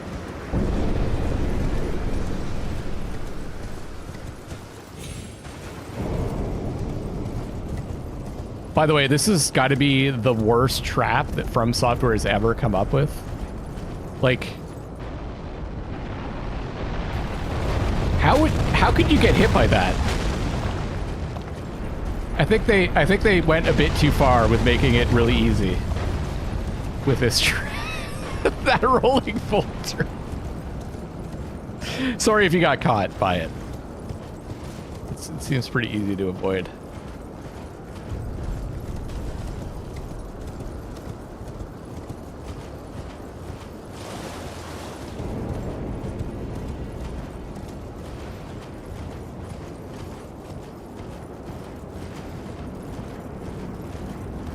Maybe it's up here.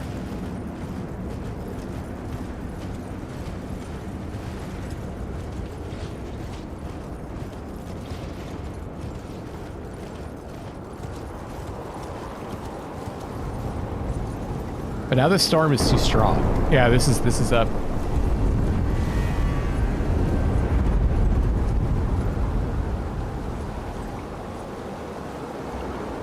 Where I started. Yeah. Isn't there a scene in Austin Powers? Steamroller, like, really slowly approaching him?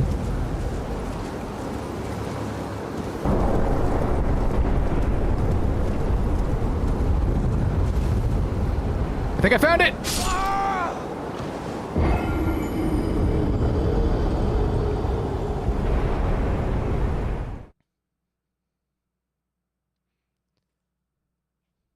Oh, I wanted to ask you guys about the situation between Bale and Fortisax. Is Fortisax the Dragon Lord? In relation to this idea that the greater will is kind of like a concept of, like, whoever has the greatest will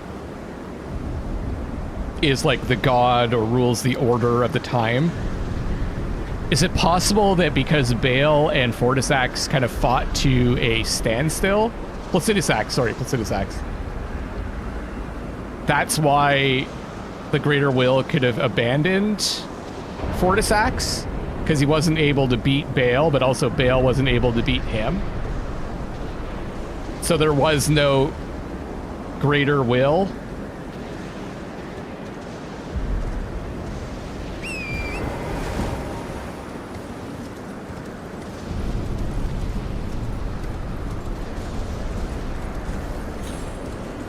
I think I talked a bit about that.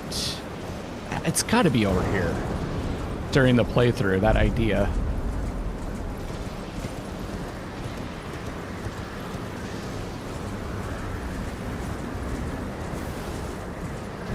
Maybe I got this one. And you kind of had, like, you had a similar situation where the Golden Order was able to wipe out all of their enemies through war until they banged head against the Carian royal family, right? And then Marika changed tacks. They weren't able to beat them through force, so she beat them by marrying Renala, and then breaking her will by betraying her and divorcing her, right? Leaving her.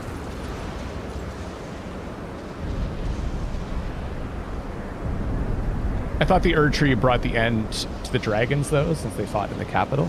I think both could be true. Maybe I got this one. Maybe it was here.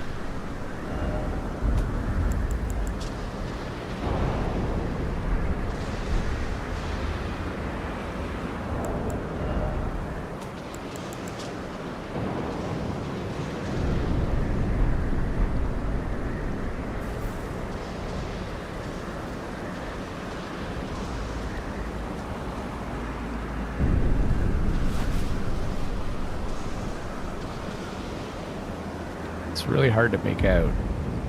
Oh, I'm gonna look it up because I'm getting tired and I've gotta wrap this up soon. Painting.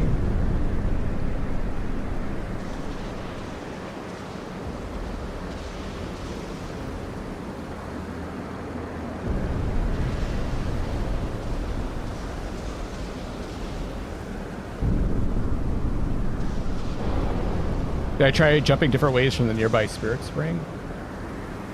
No.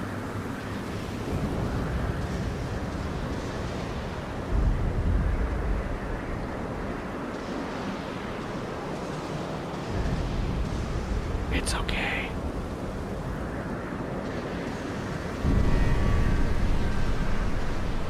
That's how to get to it.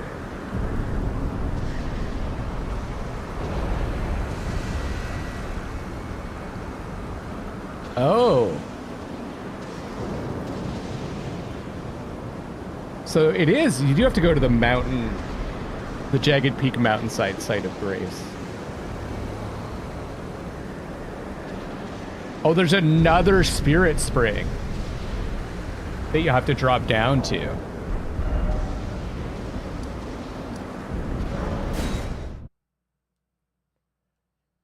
So we need to go to the southwest.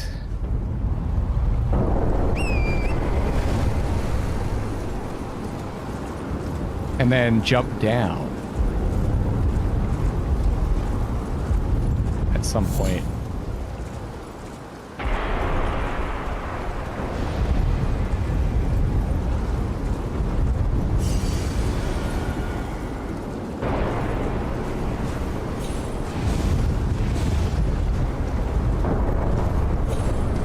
I always thought there would be more to this area.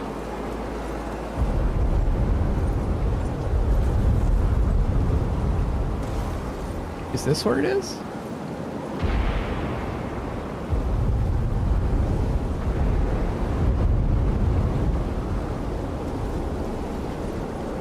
Okay, hold on here.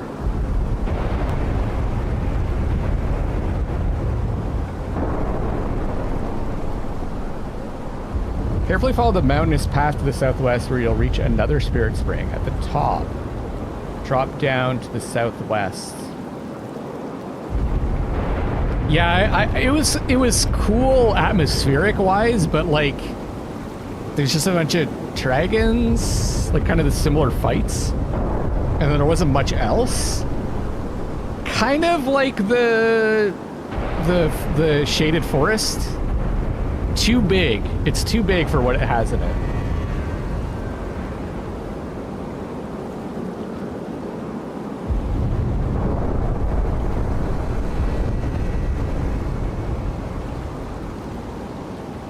Another spirit spring at the top. Oh, I might have to go up to go down, like before.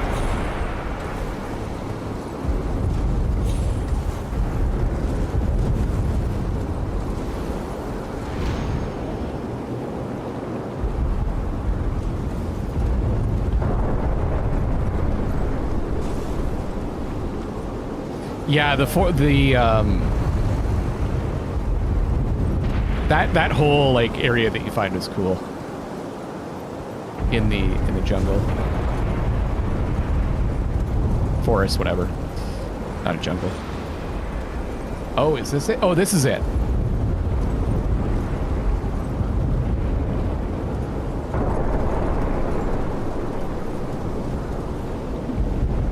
I thought I went down here.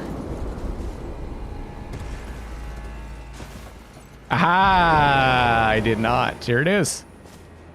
It's an empty chair.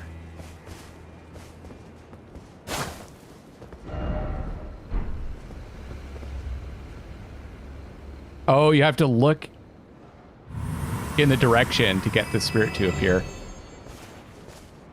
Neat. Rock heart. Heart consumed in the ancient original form of dragon communion. Use while disrobed to turn one's human flesh into an ancient dragon. The last thing the partaker saw with human eyes was a sunset. Its colors faded and tarnished, a remote thing from eternity. The storm just ends here. You got both of them by accident?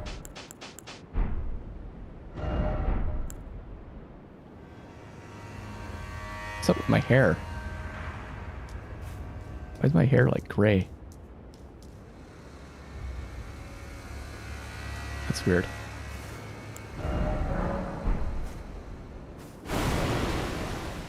But is this different from the other dragon? I guess it is, eh?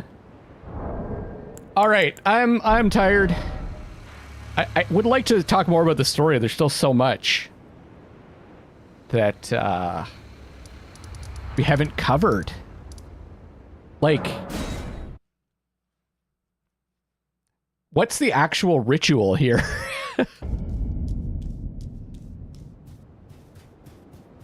And how does the sun work into all of this? I feel like there's talk of stars, the moon. I mean, stars are just suns, but not a lot about the sun. And the sun seems to be important in this area because it's never nighttime here. So I don't know. But I think I'm going to wrap up. I want to move on to finish off the main game. So we can maybe talk about, do another stream when I'm done the main game and go over everything. I know. I figured, like, it's just gonna end, right? Like, hey, Alsbeda, thank you so much. You did get up there? What? So, how did you do it? Is there anything to see? I imagine you could probably run along the side. There's nothing up there, yeah. I love the way it ended. And there's also Ansbach. What is he holding?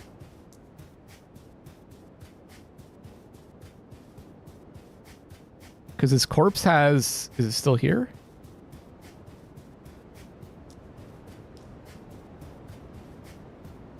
What is this that he's holding? Or is that just his crotch? Is this... Right inside, you managed to clip up? Good hour of fucking around. Damn, Ren. Does he have grace in his pants? It's in his left hand.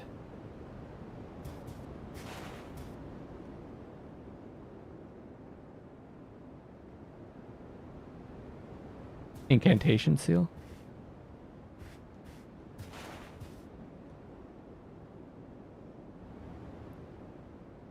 Something to do with his redemption, I think. All right, I'm going to wrap up Shadow of the Erdtree here. Thank you guys so much for joining me. Hit me up in the comment section if you're watching this after the fact. Let me know your theories, what you thought of the playthrough. And next video is going to be me getting back to the main game to finish that off. Hermit! Thank you so much. I did put a lot of effort into the playthrough. I had a great time. Seals look like that when you hold them. Fully expected him to betray us. I thought so too. I thought a lot of the characters were really interesting in this. Thank you guys so much for the support too. Alsbeda, Ruhi, Joseph. I'll see you guys tomorrow. I'm going to be doing spooky stream.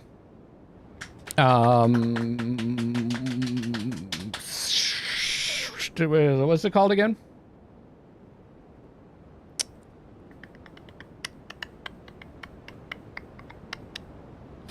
still wakes the deep as Ice Cream August continues. I'll see you then. Bye. And I love you all.